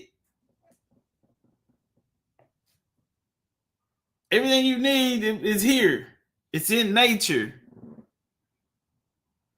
But they put it in the pill to keep that, to fatten their pockets. You feel me? In this healthcare big form and all this other type of shit. What that nigga Kiki, it's a rapper from Houston, Texas. Screwed up click, little Kiki. He said niggas steady doing dirt like the Lord is asleep. That's one of my favorite songs from Loved by a Few, Hated by Many. Niggas still doing dirt like the Lord is asleep. And Tupac told you all eyes on you.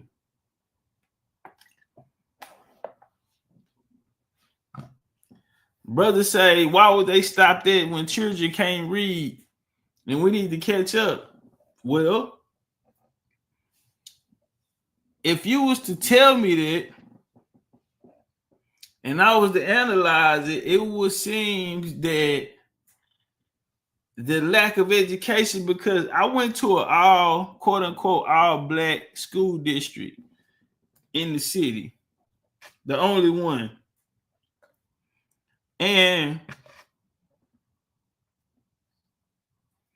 we used to have to share textbooks. Even if you went to Houston's independent school district, we used to have to share textbooks. We had to push our desks together to share because we didn't have enough books. Some books didn't have covers on them. Niggas wrote their names and hit up and all of that through books. Some chapters we'll get to, the teacher would have to read out loud because maybe, these chapters in some pages have been taken out. But where's the Department of Education when it's so many people from the inner city can contest to, having this experience in their life? And as Trump said, when we open it up, I can see if there's no budget on it. You go down to New Orleans, while we're speaking of New Orleans, how they in Mississippi, how they intentionally,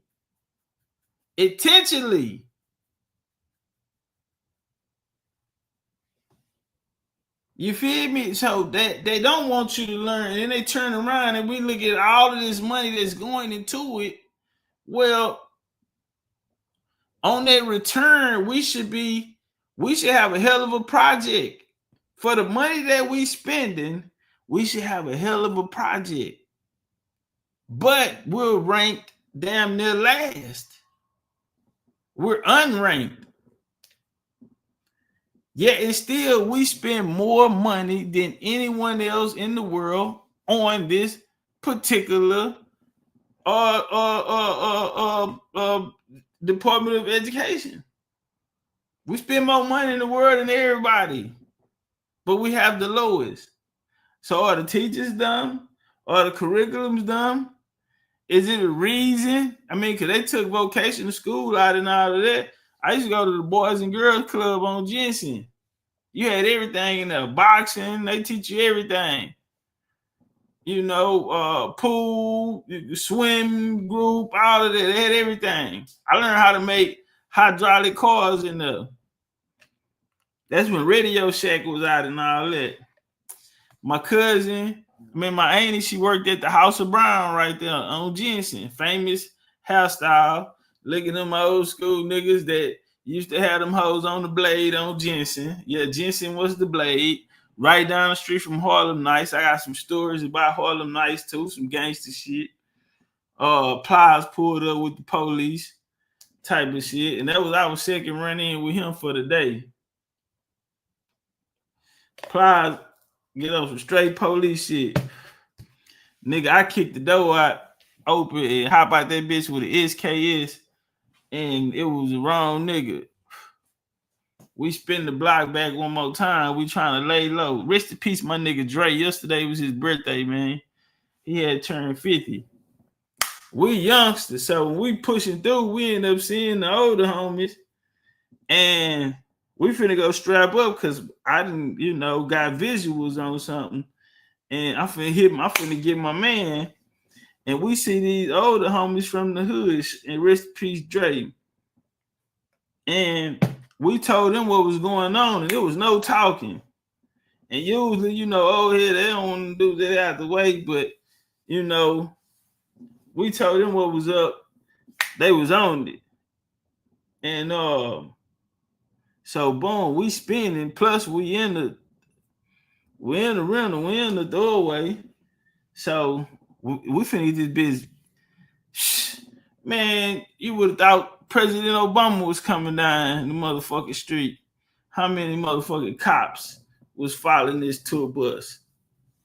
Out of all of them homies that came there, they probably had private personal security, But this nigga Plies pulled up with the laws. Not one, not two. I'm talking about he had a barricade of laws. And I couldn't get my man that night. And Plies will forever be a hoe in my book for that. We seen them earlier. My homie Marvin Moore, rest in peace, Marvin Moore come out with the Tray 8.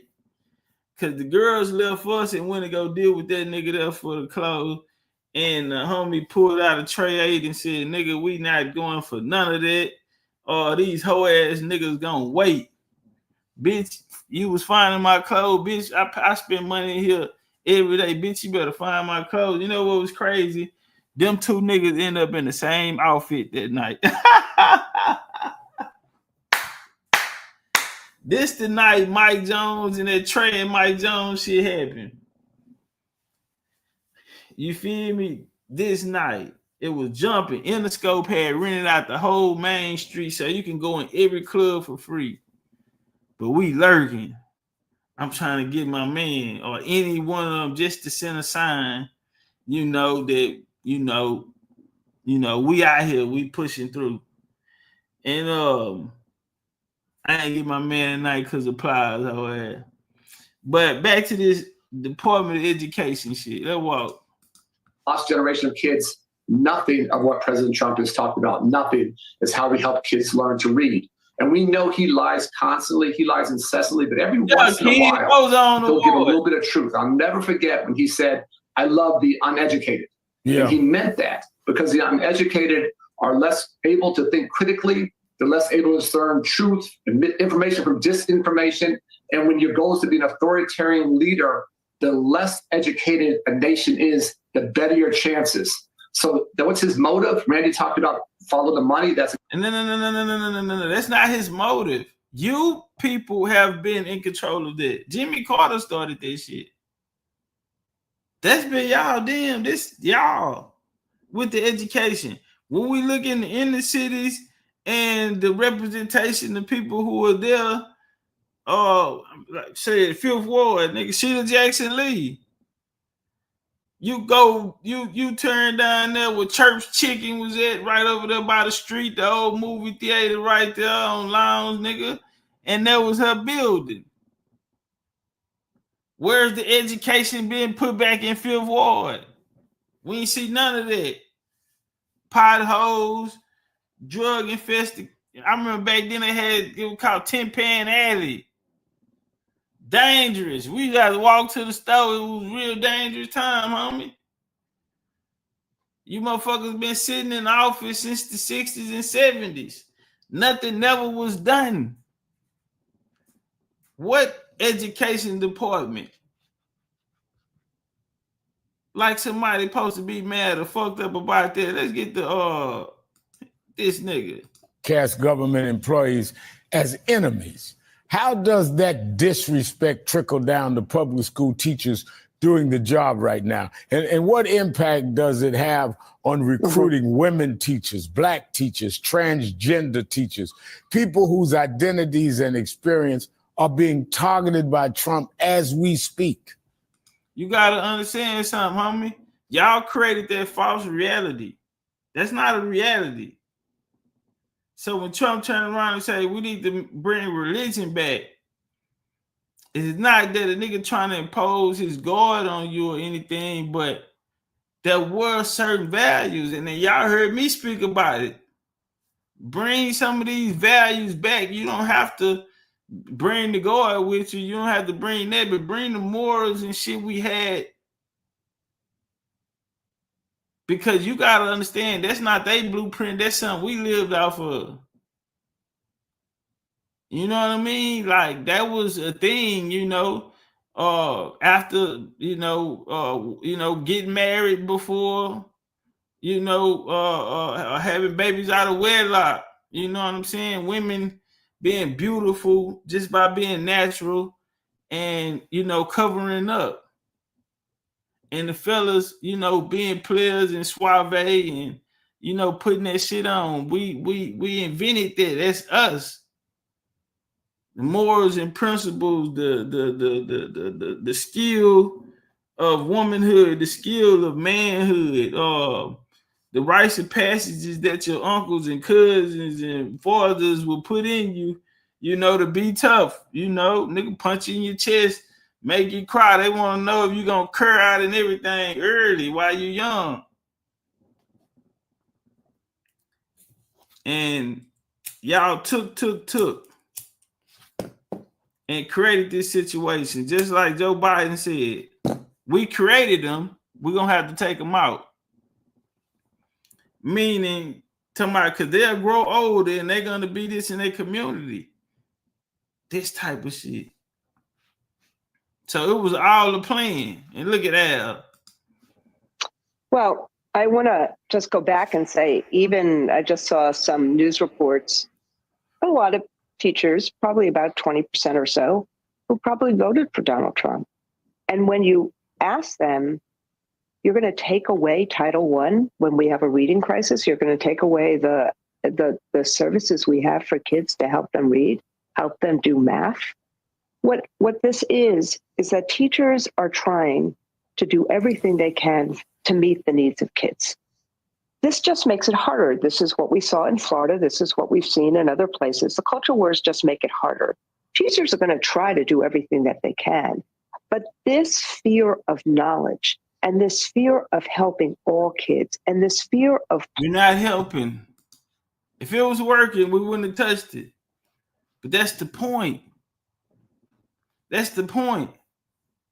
Y'all coming out here telling us these kids can't read. Y'all coming out here telling us these teachers need help. What kind of help? Financial help? Because it is trillions of dollars going into this. Trillions of dollars have went into this. And so it's something wrong with the education system. Either y'all teaching the teachers wrong, okay, because the numbers shouldn't be bad. That you can't blame it on the child. You're gonna have to blame it on the teacher. Then you can't blame it on the teacher. You have to blame it on the organization or entity or institution that they are in. It's the system that is broken, homie, not the people. People don't even want to be teachers no more and shit. Because of a lot of these things. And there's no progress. And there's no progress on it. But it's trillions of dollars going into it, so you should have the best education. There's no reason for other countries to be smarter than us when we're the ones who created the curriculums. But there was a battle and a war on our mind to break it down, even when they started taking out, you know, wood shop, you know what I mean? All of these different classes, home economics that taught sewing, and you know, you pack the doll around and shit. You learn how to cook, different things like that, home economic, the vocational schools and shit, electricity and engineers and things like that. These type of skills that they broke the people down, and then they come back today and talking about what third graders can't read, or people niggas reading at third grade level. Well, what the fuck? Well, is it the teachers? You saying you need help? Help in which way? You need somebody else to come teach it? Because the money's there. And how much money goes into the general education? What's so crazy about it is that they won't even pay the teachers. The teachers are not being paid what they should be paid for the job that they're doing. If you're an educator and you feel this way, like this lady is saying, then why aren't y'all, you know, saying raise minimum wage? Why is minimum wage still at $7.25 in a lot of places? That's slave labor. Same as the education. Y'all want to see, they tell us they want to take down the Department of Education because they want the people dumbfounded. And the more that the people don't know, the more control they can have over the population, when it's absent, and when actually it's the opposite. They don't want to put when actually it's the opposite. Y'all are intentionally dumbing the people down. But see, the homies say the revolution will be televised. The revolution will be televised, and there will come a day where you will be judged. And we're in that day. We don't want to hear that shit. Because if y'all got the money, y'all got the check, if something was gonna happen, then it was gonna be y'all that was gonna fix it. That's not happening. This the type of shit we see. So do you understand who members of Congress are? And you don't Who care. are we then? You don't care. We have a job to do. We're not dangerous people. We're not. I don't know. We're security. There are no thieves and thugs out here. So this is the beginning of full transparency of this administration. That's right. The administration that talked about they're going to. Wait a minute. I thought black folks ain't have no rights in this country. Do this. When we look at the game, look all around the game, right? When it came to a Democrat, even during the election time and all of that, they was running. When it come down to a Democrat, it's more people, it's more niggas, more Negroes, more black people who are speaking out, who have positions that when the microphone is on, they are the ones speaking. And it is more of them than it is the YT Democrats that are speaking out. Why is that? Why is it more? So when I say the Democrats, niggas run the Democrat, and they got the YT people there, just Wizard of Oz. I can't do nothing. But then we look up, nigga, and our land swiped from under our feet. We in last place in education. We not getting the opportunities. DEI just exposed. We only was getting 3%, but it was supposed to be for a minority. And then come to find out it's for YMCA, foreigners, and everybody else. And we go last, but we're just the title on there. You feel me? The headliner. You understand me? For the check to clear. But we see none of it. And then when the representation comes out for the Dems, we're only seeing black faces. The same faces that say they're here to help. The same faces that saying that this system that we're in is so racist that we're not able to exceed. But when they're there to find out and get some transparency and solution-based, how can we fix this? Is something going on? We don't know yet. We got to look. But the people who have the voice, the microphone, the cameras on them are niggas. But niggas ain't got no power in America. Bullshit. What that little baby say? A bullshit. A bullshit, that's bullshit. A bullshit. Open the doors to all of these things. Open the doors. No, bitch, get away from this door. Before I snatch that weave out, bitch, get away from this door. What Candace on there when you need it? Candace, come get these hoes. Felt so bad for the guy in the sweater. Meanwhile, Congressman Al Green is trying to impeach President Trump. KJ, what up, though?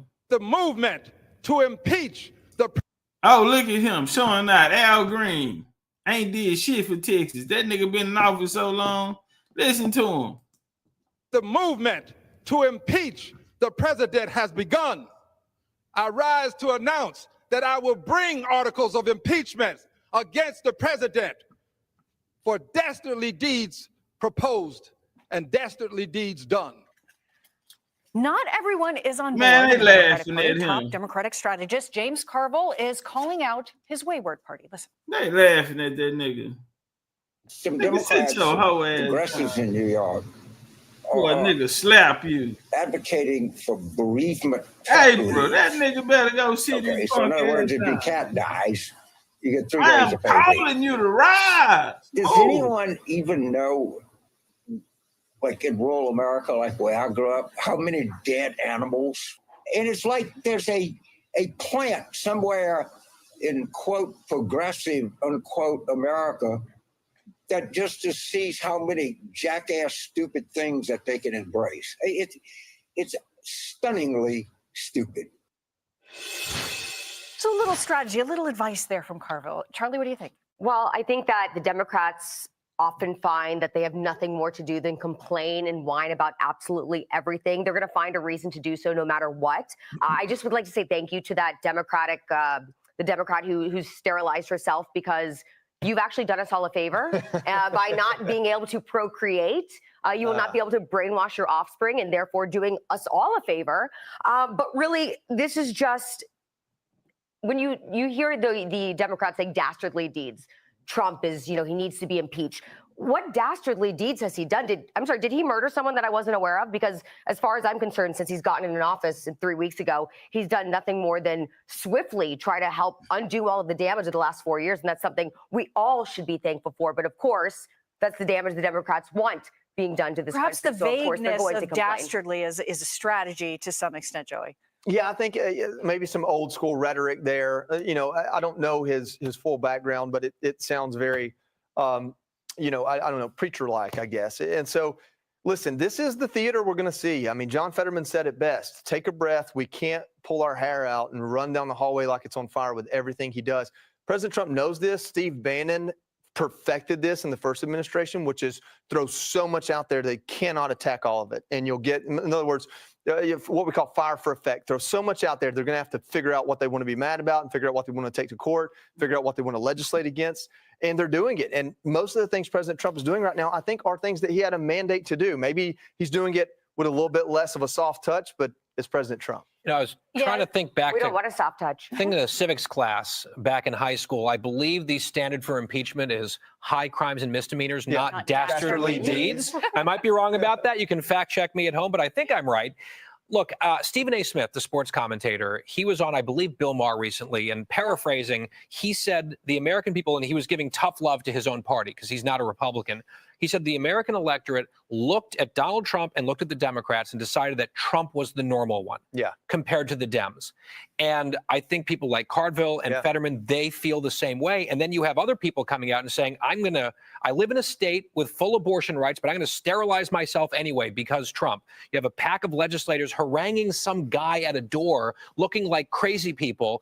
And I would imagine the people who are trying to steer the ship back towards sanity are wondering if there are people within the team who are really making that a lot harder. Yeah, it really seems like the Democrats are having trouble finding a focus on a particular issue to push back on and how to do it, to go up to buildings. And my question is, are they encouraging other people to try to gain access to buildings, to storm buildings? What is the strategy? I think they were trying to rush in there and protest, and that was the basis at which they weren't letting them in. It wasn't like they were, hey, we're here to look at the books and see what you're doing. No, we're here to create a scene, and they weren't going to let them do it. And that's what I'm wondering, if that's what they're encouraging across America, that they want Democrats or to create some kind of scenes across America. I don't know. We'll see what happens in the weeks ahead once they perhaps can coalesce around something in particular, but that has yet to come to pass. Hold on. Now, where I'm at with it.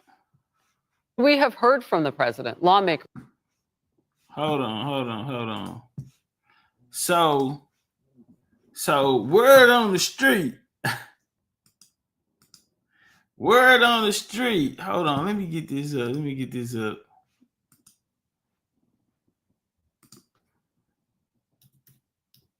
Hold on, I think I have it up. All right, we're gonna go with okay, yeah, I have it up. Okay, bet that. Boom. Y'all give me 2 seconds. Where we gonna go for? Well, I guess we'll go ahead on and let's go here real quick. Constitutional fight, a legal fight. You see who out there speaking? This is who running the party behind the scenes. It's always these niggas. Let's walk. And on days like this, a street fight. And this is our country, and we're not going to let Elon Musk have it. He can't have it. So, Elon, come here and face us. Bring on over here. The Democrats holding more anti-Doge rallies in D.C. as they ramp up their war on Musk's cost-cutting crew.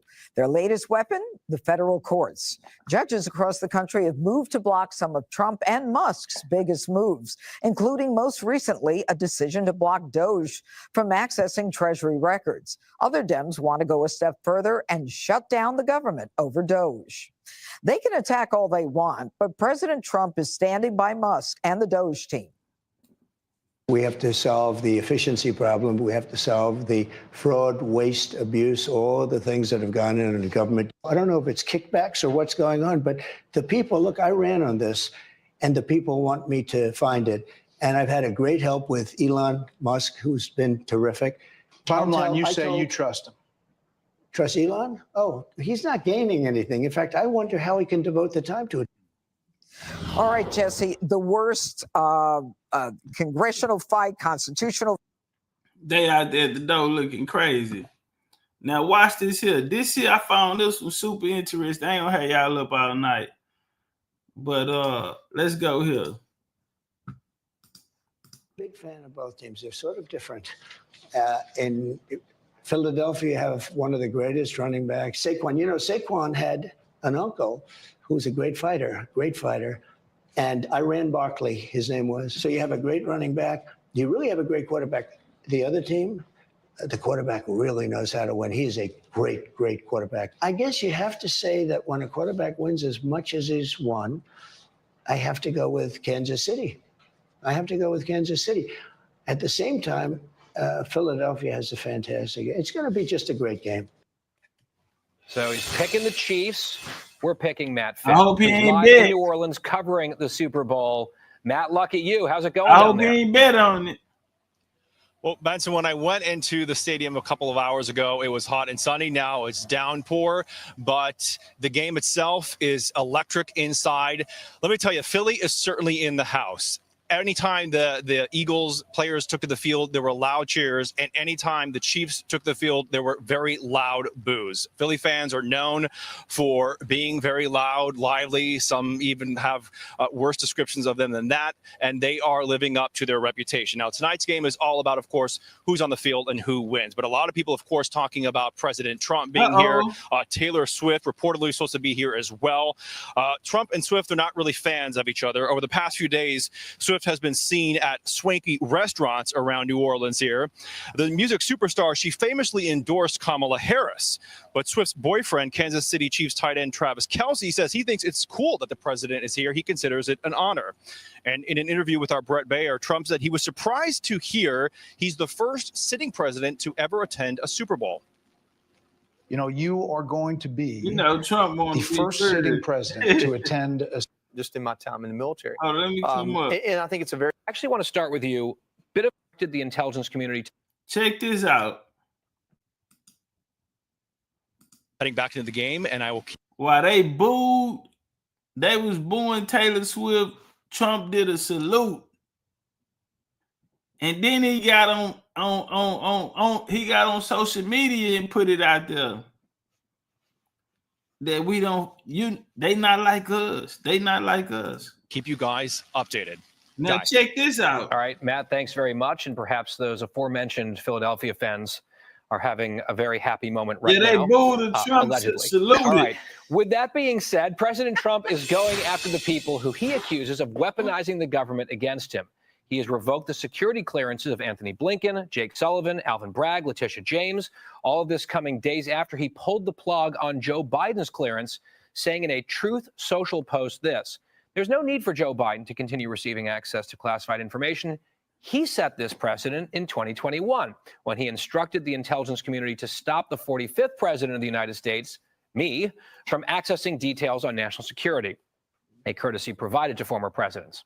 In that same post, Trump also cited special counsel Robert Hur's report, which you remember that described Biden at the time as, quote, an elderly man with a poor memory.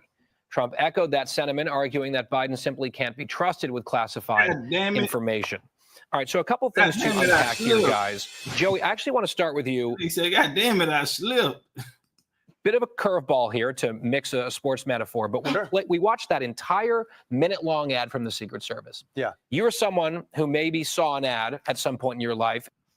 Trump then came out and took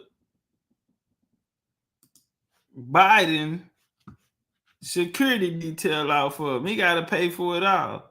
Took away clearances from all of them. People who was coming out talking about they gonna sue him and impeach him, he took their clearance. You can't even, your badge don't work. Your badge don't even work no more, man. You know, let me see. I think we'll go. Oh, I know what I was gonna say. So it got so bad, right, that rumors going around now is that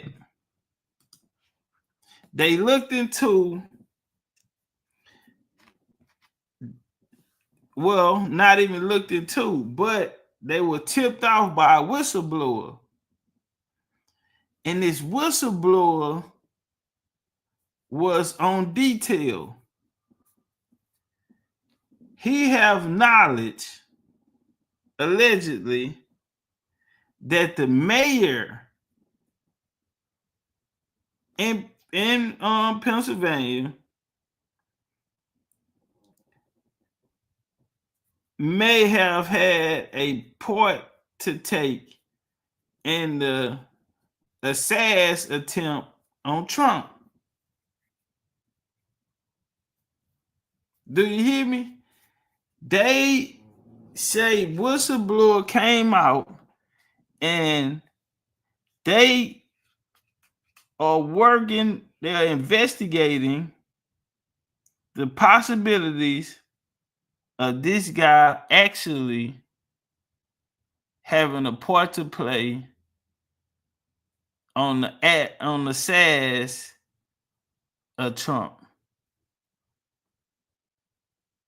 What's that song? The youngsters going, it's getting sticky. It's getting sticky. It's getting sticky. And guess what? They know they're going over there. It's not looking good. I'll just say that.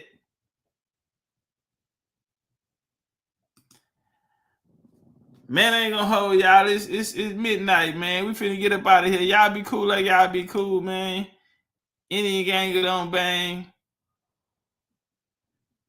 Appreciate y'all coming to rock out with the kid. That my time. Long as we got each other, we don't need nobody else, homie. Long as the ancestors with us, nobody can be against us. Indian gang it on bang. We gone.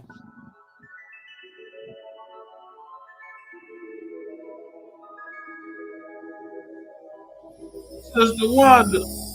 Tell me what you see in me. Gotta be something different. You must be made for me. Let's get me. In and out, in and out, in and out. Arguing, trifling, difficult. No, I don't. Why you? Yeah. Hold up. Go with it. Let go, let go. Nah. Nobody else had a clue what I can do, what I can do. Yeah. Right around the love, right around the trip, right on my dick. Hold up. Slap me up, baby.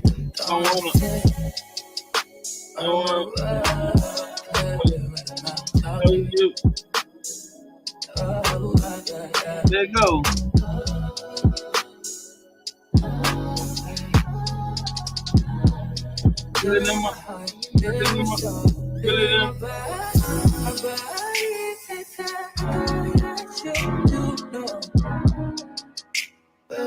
Never fall out of love with you. Yo.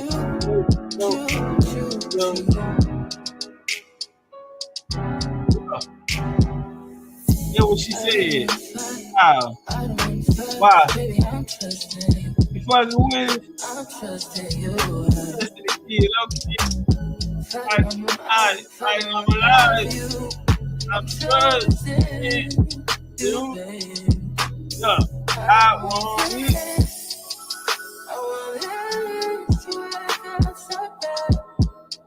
No, in my life, I want you.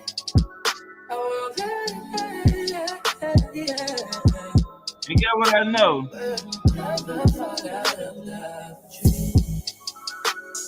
You.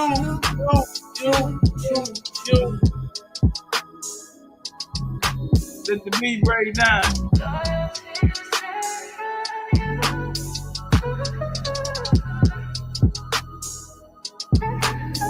Hey.